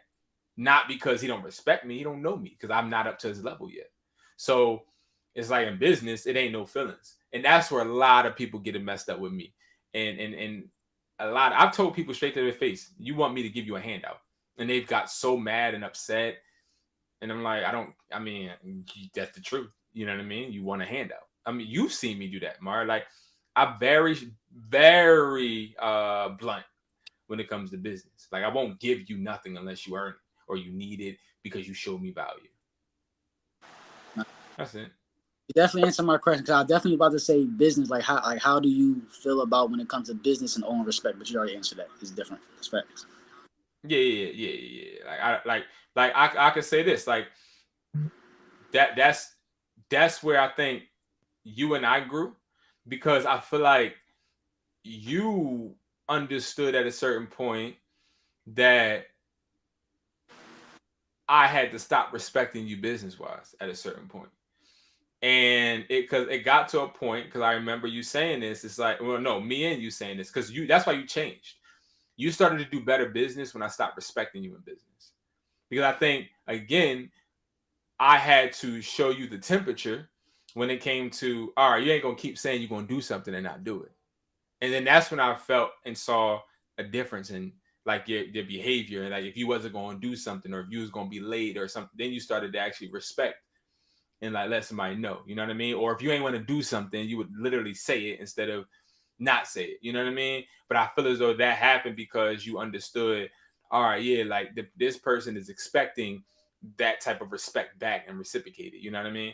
So I think you have to set those boundaries, and that's what I learned through you, actually, is if you don't set those boundaries, then people will automatically, honestly, disrespect you. Like you were disrespectful, like at a certain point, you know what I mean? And I was disrespectful at a certain point as well.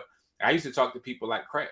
You know what I mean? I used to be a very bad person to work with, because I was very, I don't want to say cocky. I don't know what I was. I was just very blunt and very Arrogant. just arrogant. Okay, yeah, arrogant. I was very arrogant. And then I had to learn that that's not how you treat people. And if you do that, then, you know, you'll look up and you ain't going to have nobody around you. You're going to look up, you arrogant as hell, and everything that you got can be taken from you in a blink of an eye, drop of a dime. And most of all, the things that you have are because of other people. Like people be like, yeah, I don't need nobody. I do this myself. They're failures, because there's nothing that you can do in this world by yourself. And a lot of people think it is. There's nothing in this world you can do by yourself. You need help in everything, because there's something that somebody knows that you don't. And if you want to sit there and try to take on the world by yourself, you won't be nothing but a bum sitting there talking about some, I wish I could have, should have. You know what I mean? So arrogance was my weakness. And yeah. Respect it. It's a good answer. That was a long answer, but it was a good answer. You feel me? Yeah, very long. You know what I mean? It takes context sometimes. You know what I mean? It takes context. Nah, I feel that. That's what you're good at. You're good at talking. You know? You're definitely good at talking. You feel me? No, I appreciate it. You know what I mean? You're good at acting. You know what I mean? What you got going with your acting? How's that going along, bro? Like, tell us about your Amazon series and all that. Yeah, acting is great, yo. My YouTube channel is Dream Big Entertainment. I put the link in the chat as well. I was about to say, yeah, definitely do that. In there. Where you put it in? Let me see. You just put it in there? Yeah, I put it in there, but it's up there because Caesar was saying some stuff. I'm put it again and stuff like that. But it's you there. Right there.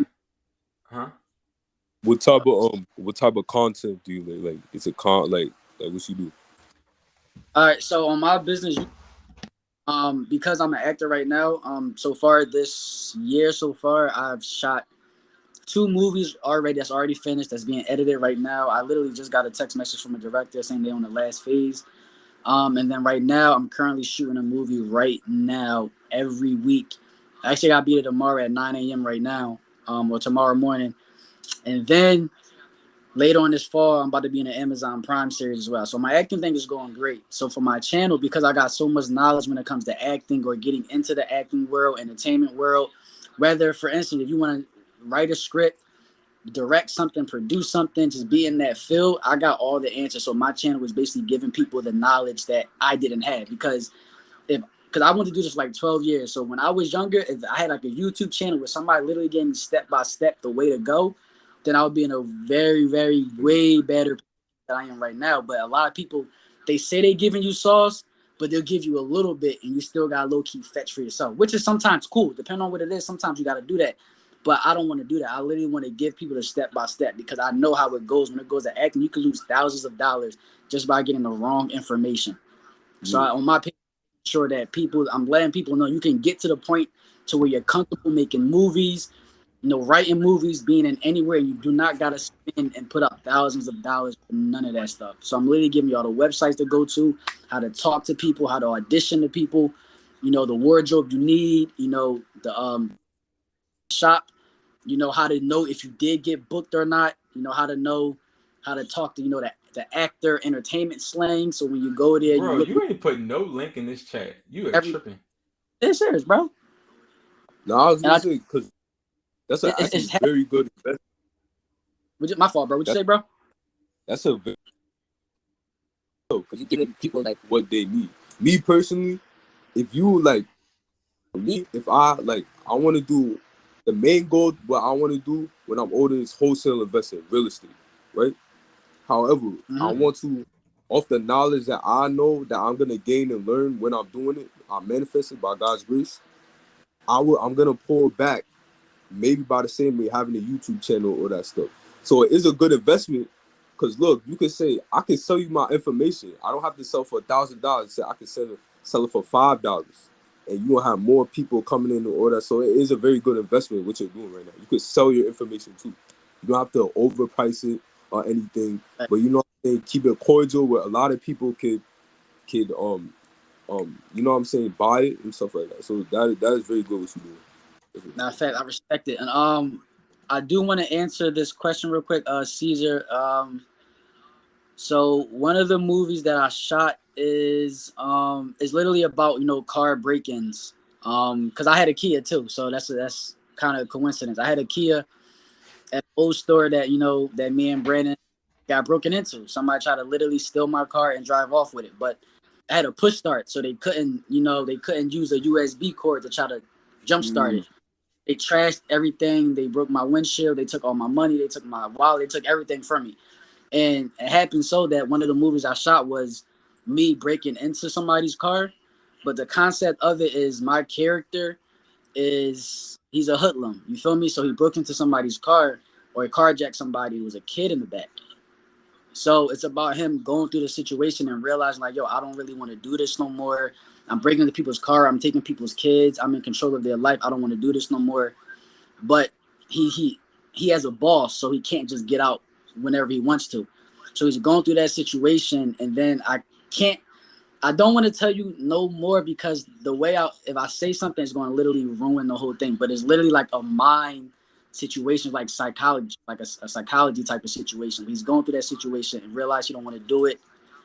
Fast forward at the end, he realizes that it was like something else. But that's what it's about carjack and going through that situation of doing a legal thing that you don't really want to do. The movie I'm shooting right now is, I'm not sure if anybody's seen The Breakfast Club.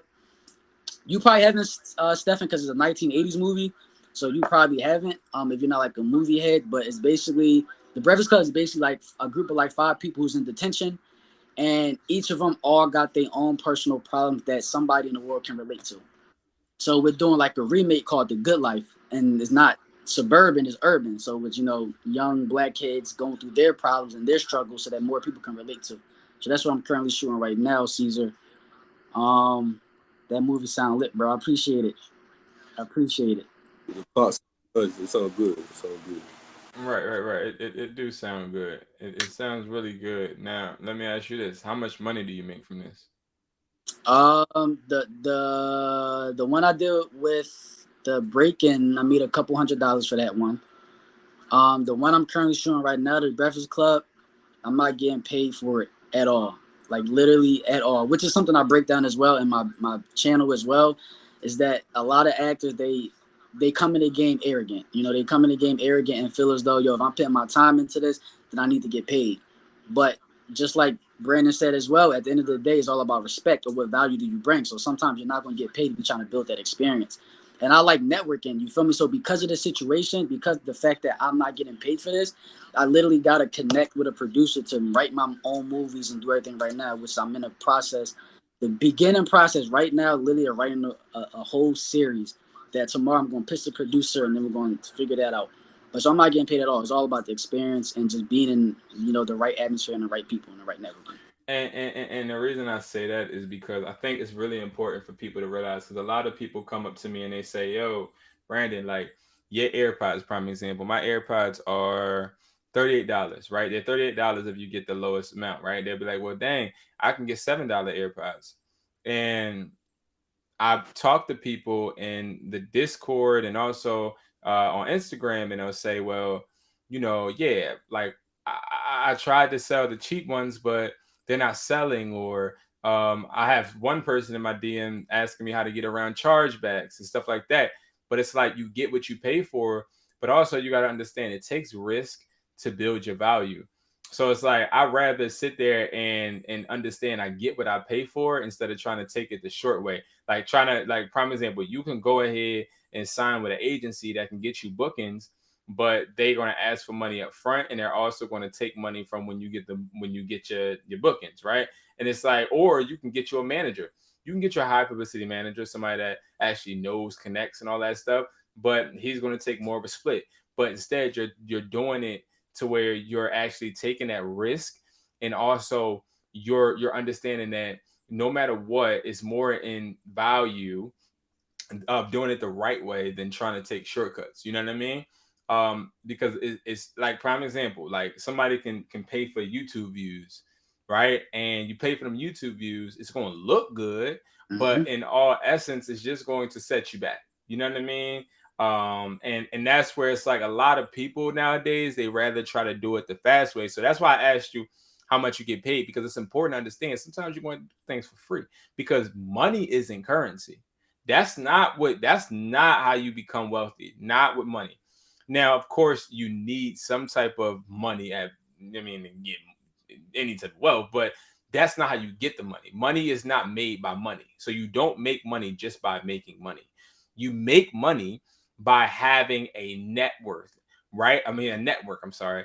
And that builds your net worth. So understanding that sometimes you're going to have to be that janitor, work your way up to the top floor in order for you to actually see those rewards. There's people that have been on YouTube for years. Now they're just seeing their success. You know what I mean? There's people that have failed and got their cars repoed 1 billion times and stores closed 1 billion times, and it just takes that one time. You know what I mean? So, like, whoever's listening to this right now, you're listening to this, and at this point you fell and you're going through something, and you just trying to figure it out, and you just want to take that short road.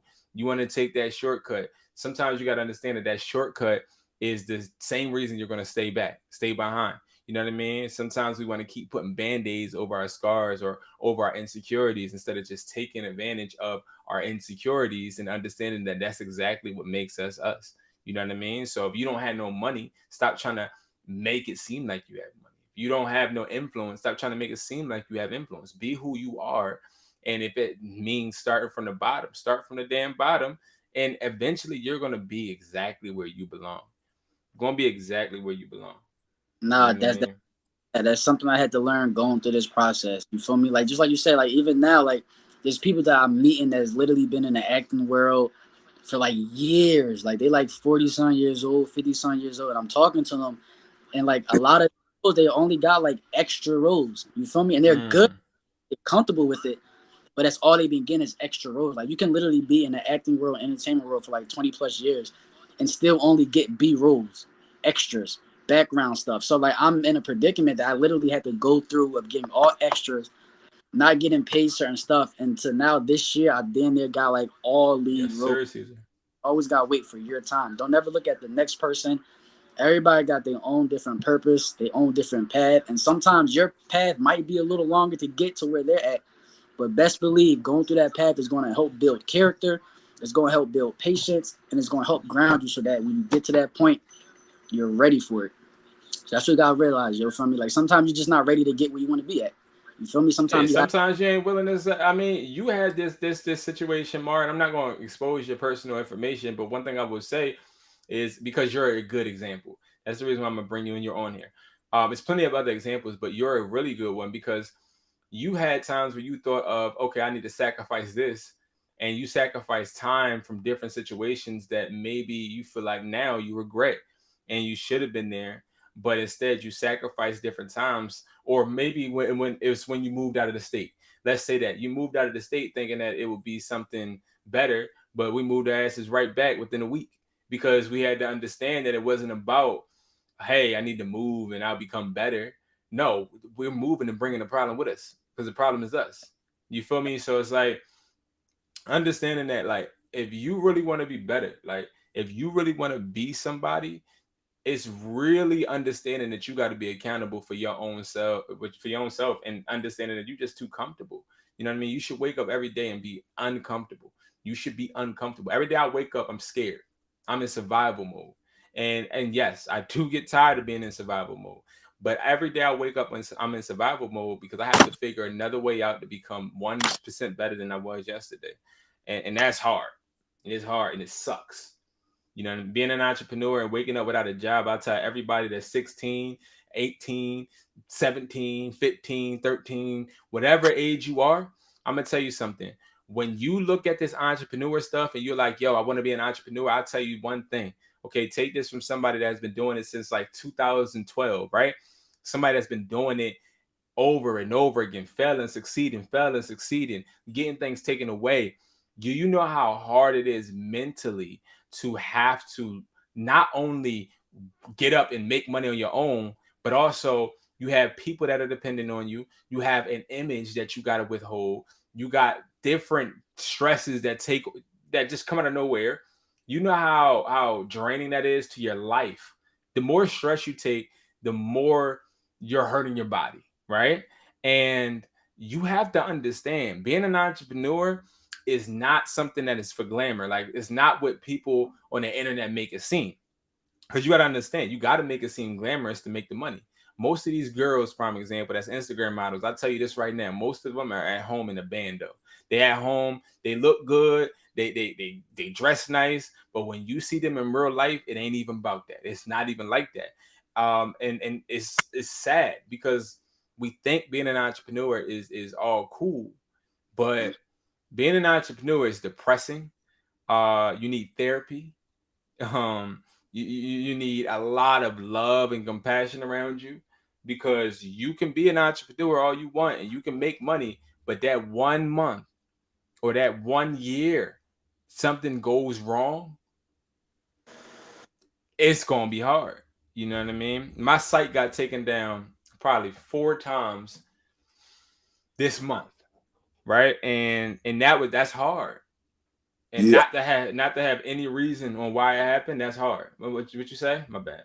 I actually had commented on one of your videos that I would have caught earlier, and Yeah. I'm like, the site's getting it down. I'm like, yo, what's going on? I'm like, yeah. Yeah, so like that type of stuff, like my website's being taken down, um, UPS strikes, like all of this stuff happening.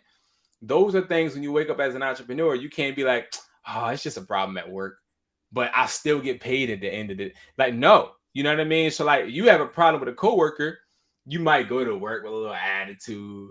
You know what I mean? You might be a little upset at the boss, but you can always hop back on Indeed and go ahead and look for another job. But see, when you're an entrepreneur, it's an expectation put on you. There's people depending on you. And it's also you got a mindset already that you can't really get out of. So it's no going back. You know what I mean? So before you say, okay, I want to be an entrepreneur, I want you to think about that. Do you want to, and this is knock on wood, but do you want to harm your body, harm your mental? Do you want to have therapy? Do you want to have to go without seeing your kids? Do you want to have to live with seeing family members actually change colors? Do you really want to do that? Is that something you really want? Nah, And it's just real. that's Just to facts, yo. elaborate. What you said is 100% true. See, with both my parents, actually, this sweatshirt I have on, my mom, she has a business, selling shirts and all that stuff, and my father too, being the contractor. There's times where there was times like last year that I was actually gonna start trapping because Mm. that's when it really came in because I'm seeing my parents struggle and have to raise a whole lot of kids, and you know what I'm saying. So I definitely see the struggle, the mental pain that he has, and people too. Your own family will talk down on you, Yes, especially Facts. sir. All the especially time. elevated, and they always want to get handouts. They not getting Yes, those. sir. I definitely see. I see what you're saying 100%. So you speak the facts, straight up That, facts. Yeah. that's so true. And you got to think, like, when you got kids, it's like it's so hard because as a parent, your main, like you want to look cool. You want to be that superhero for your child. You know what I mean? And like you said, you were thinking about going to doing a different thing to try and help them, and it's like that probably would have killed your dad. You know what I mean? He probably would have been feeling like crap because it's like he worked so hard, especially on his body, taxing his body to try and make sure that you guys are good. Because the contractor, that I have a friend that's in contract, and they always have they have like slow months during the winters and stuff like that, and it's like it's hard, but yet again, he got the nice car, he got this, he got that. But it's like all of that stuff, all of the material things, that stuff come with something else. You know what I mean? That's just what it is, you know? Facts, yo. You definitely got to be like cut from a different breed to really sit there and want to be entrepreneur. Because I'm very, very spiritual. Like I don't got no religion, but I'm very, very spiritual. And like there is times becoming this, like you literally gonna doubt your beliefs. Like you literally gonna get to a point, like if you become an entrepreneur, not only you gotta think about, all right, what am I willing to sacrifice? Am I willing for my family to talk down on me? Am I willing for my friends to look at me a certain way? Am I You right, Caesar. accepting or ready for people to be like, yo, you changed, you're not this, that, and the third? Am I ready to accept that? And then your belief, your mental is the most biggest thing. Cause like I literally just went through something and I had to question my belief. Like I sound very spiritual, but I had to literally question my belief because you get hit with certain situations up, like going towards your path, and things don't make sense at that time. So when it don't make sense at that time and it hits you hard, you start to question like, yo, am I really going down this path? Is this the right path for me? If I keep on going down this path, am I going to keep on either losing people? Am I going to keep on having to cut people off? And then that makes you think like, damn, maybe this is not my purpose. Maybe my path is somewhere else if I got to lose people to get to where I want to go. But like all that adversity, like that's like a mental thing that you need to have. If you're not willing and ready for that, because it's going to happen. Like it's sad to say, but any entrepreneur, you're going to go through something to where your belief is questioned so much to where you're going to question if this is the right thing for you. And if you're not ready and willing to come to that decision and come to that answer when it comes, this is not for you at all, yo. This is really a cutthroat business and everything. Like it's really crazy, yo. So Yeah, it's and I'll say this, like when you get to that point to where you're like um ready to give up, right? Remember that that's when most people do, right? So when you are faced, prime example, when you're faced with everything going good and all of a sudden stuff just turning upside down, right? You have an option. You always have an option as an entrepreneur. The option is to continue and figure it out, because that's all entrepreneurs are. Entrepreneurs are problem solvers. That's all it is. When you say you're an entrepreneur, you're a problem solver, because every day you wake up, a bill is due, something goes wrong, and you have to fix the problem. But you always have that option to allow somebody else to fix it too. So, and when I say somebody else to fix it, you can always get another job. You can always go and do something. There's always another option. But I'm gonna tell you the reason why entrepreneurs don't take that option. They don't take that option because they remember how many times they sat there in the room crying, or sat there in the room sitting there strategizing, sat in the room just remembering how they got their car taken, or how they lost this person, that person, lost time out with this. And they understand how much sacrifice they put in for it. That's the reason why most entrepreneurs that are successful, because you got to think about it. It's a path, okay? Every day you wake up, you can always take the path of going through the struggle that you work so hard for, but also take the path of, hey, I'm going to go ahead and I'm going to just concede, and I'm going to allow myself to be comfortable. Because nobody knows what uncomfortable is like an entrepreneur. And I really do believe that, because as men, we got to look cool. We got to dress nice. We got to provide. We got to be able to take girls on dates. We got to be able to look and feel confident, right? And it's hard to look and feel confident and struggle. It's hard. It's hard, especially let's say you got a girl. You don't want, like a lot of us men, we don't want our girls to not be able to depend on us. Or let's say you got a family that may be struggling. You want to be the breadwinner to get them out of it. You do. So it's like, if you watching this and you going through something where you just don't know your direction, maybe an entrepreneur isn't for you. Maybe it is. But here's the funny thing. The problem with a lot of people is they sit down, they plan, they say they're going to do this, they say they're going to do that, they plan it, but never actually do it, right? You're not an entrepreneur at that point, okay? You need to stop planning and get to doing. You can ask Lamar right now. It's been about let's say 3 times for real, when we're walking past the storefront and I'm like, yo, bro, I want this storefront. And every single time I said I want to do something, I did it every single time. No matter what the outcome was last time, if I want to do something, I'm going to get it done. Facts. I'm going to get it done. No matter what. If I want to do something, I'm going. It's nothing in this world I can't do. Okay. Now I can't do stuff in this world because I'm not willing to sacrifice what I need to get done, basically, to get it done. But there's nothing in this world I cannot do. So you listen to this and you feel like you just stuck and you don't know why you're in a situation. You're in a situation because you don't want to do what it takes. You don't want to believe in yourself. You don't want to invest in yourself. You don't want to sacrifice shit. You just want to sit there and you want to complain and be a victim. Entrepreneurs can't wake up and be victims. We got families to feed, customers to work and help. So it's like, you don't got time to be a victim. But it's so easy nowadays to be a victim. It's just so easy. Too comfortable, man. It's too easy to just stop. Stopping is the most easiest thing in the world to do, yo. Which is why you're not supposed to do it. Because if it comes easy, then it's not meant for you, yo. Anything worthwhile is not easy at all, yo. On your path, if something is worthwhile, it takes time, yo. And a lot of people don't understand that stuff, bro. But one thing I do want to say as well, I do want to say before I leave, so I do want to because this is very, very important as well, because I think you said something similar to where, it's all about getting up. You feel me? You wake up scared, but you still get up. You still got to do what you got to do, right? One thing that I do want to give credit to you, bro, is something that it took me a while to do when I was very lost and didn't know exactly which direction I wanted to go. And this is for everybody in general. Like, this is something that you need to do, yo, is that, and this was my problem. You kept on calling me out every time. Over the years I've known you, always call me out on this. And that is, at the end of the day, before you go to sleep, you need to make a game plan for the next day. By making a game plan that night for the next day, it gives you a purpose and it gives you a reason to get out of bed.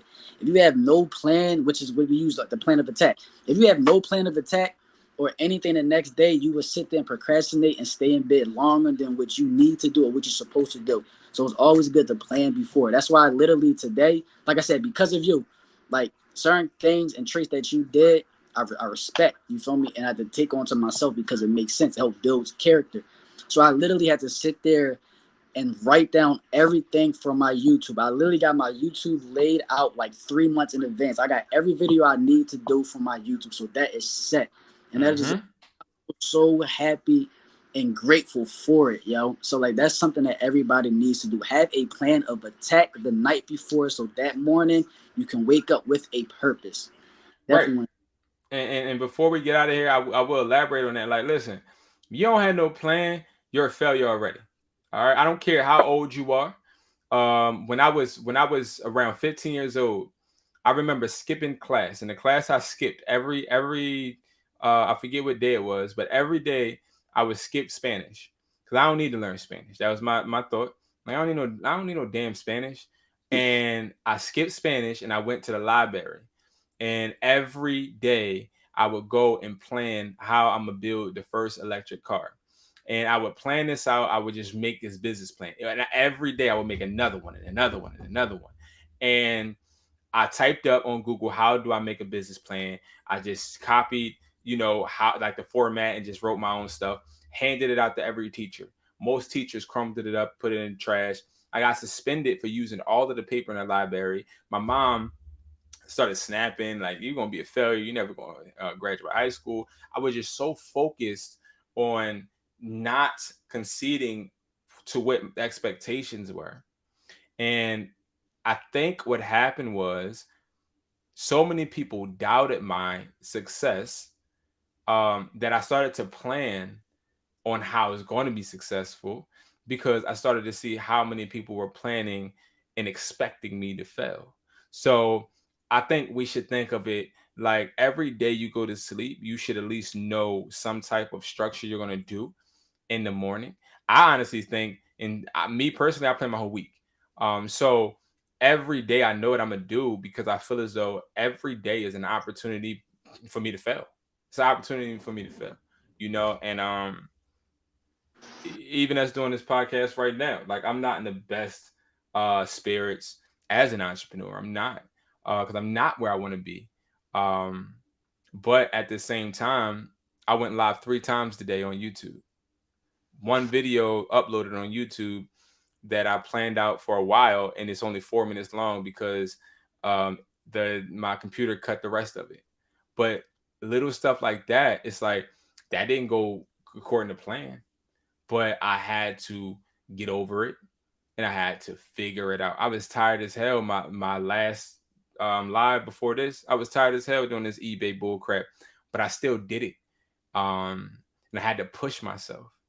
So before we get out of here, I will just say, like, what y'all gonna get with this podcast every Thursday at 8 p.m.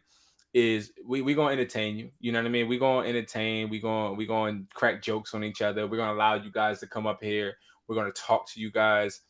But you're all also gonna get a sense of, like, you can come here and we're building a community here. Like right here, we building a community of not only entrepreneurs, not only people that are aspiring to be entrepreneurs, but as people, as men, women, as people, and figuring it out. You know what I mean? So that's what this is for. Hustler's Mindset Podcast is for you guys to understand that we all have some type of hustle in us. We got to pull it out. You know what I mean? We got to pull that hustle out. And sometimes you need to surround yourself and have conversations and be in a room with individuals that have a mindset that you need to feed off of. And that's just how it is. Iron sharpens iron. So yeah, Stephen, you got anything to say before we end this? Nah, I mean, yeah. No, I learned a lot, most definitely. The business, which is pouring out and making, like, this, making me feel accepted. You know what I'm saying? If I was watching like Smooth Geo or something, like one of them YouTube, I would never be up here. You know what I'm saying? It's really, one thing I can say, you were talking about earlier, going when things slow down. I literally have a Bible verse. It's Proverbs 24:24. It says, if you feel under pressure, your strength is not very great, period. I look at that every day. I look at that every day. I say, no matter what, whether it be football or being a good brother or with this business, that's why Christianity's really helped me, because I've been through a lot. I ain't gonna lie, for my age, how I was younger, how I grew, I done been through a lot. So that's why I'm so close to God, because I definitely understand what you're saying. My father is a perfect example. If your mental's not there, that's why entrepreneurship is not for everybody. If the mental is not good and not sure, you cannot do it. Because if you can't find yourself, if you can't pull up yourself in the hardest times, you just might as well throw your life away, because you're not gonna go nowhere. You know what I'm saying? So that's definitely why. Anyways, that's what I'm saying. It's very good. Now I really enjoy being up here, learning, soaking things in. We appreciate you. Me, me personally, I gotta always spread the word. You know what I'm saying? Yes, sir. If you is going through anything, you know what I'm saying? Lamar said you spiritual. That's a gift from God right there. You don't even have to. You're not even worried about religion or all that stuff. And you say you feeling spiritual. That you have spiritual discernment. And Brandon, what I read is you. I feel like, especially in your fatherhood, seeing my father, you probably question, are you being a proper father? Are you being a good person, like, for your family? Like, are you really that person that people want you to be? So that's definitely a mental thing. So I would definitely tell y'all to lock in. You know what I'm saying? Read for yourself. I'm not forcing nothing on you, but I know things will be a little bit easier for me because I have a foundation to lean on if I can't lean on anybody else. So most definitely. Stuff like that. But other than that, no, I appreciate being up here. You know, blessings. You know, it's really good being up here. Yeah. No, and I appreciate that, bro. I really do, and I think that you were the person to be up here, man. I think that it was meant to be, and you were a great third host. We appreciate you guys, Yes. and we appreciate you as well. Now, again, if you guys want to come up here, we will always have a segment where you can come up, chat, talk. And that's something new that we're going to be incorporating. And again, we're going to keep running this, keep doing this every week, man. And I'm excited to see everybody's improvement. So without that, I mean, that's all I have to say. Yeah, Keep it up, guys. Wait, I got one more thing to say. Yes, sir. Because based on, I'm gonna touch on what you said about surrounding yourself with the right people. Yo, that's 100%. Yo, make sure, you feel me? You gotta look at the people that's in your group, the group that you want to be on. And listen, this is what something that I heard so long ago, right? At the end of the day, not only do you guys surround yourself with good people, yo, try to surround yourself with people who's either just as or more motivated, more successful than you are, because you are the average of the 5 people you hang with yourself with. So if it's just you and you make whatever you make, but then you got this person ain't doing nothing with your life, then that's how you looked upon. Regardless of what your standards are, your friends represent you. The people you hang around with represent you. You are the average of that. So always try to surround yourself with people who is at a higher level than you. I'm not gonna lie, even though that kind of sounds messed up, like, yo, why would I hang with somebody who's more motivated than me? I'm more motivated than them. Nah, there's always gonna be somebody that's more successful than you, more motivated than you, have money than you. Those are the people that you need to attract and hang around. You feel me? Because those are the people who can teach you something. Anybody who's less than you can't really teach you nothing. You feel me? So make sure your circle is legit and is about that. And I completely agree, bro. And without that, man, we've been on this thing for 2 hours and 7 minutes. So I'm about to give you guys back your night. And I appreciate you guys for tuning in. And I will see you guys next Thursday here at 8 p.m. Guys, peace. Have a good night. And we will talk to you guys later. Yes, sir. Y'all be safe out here.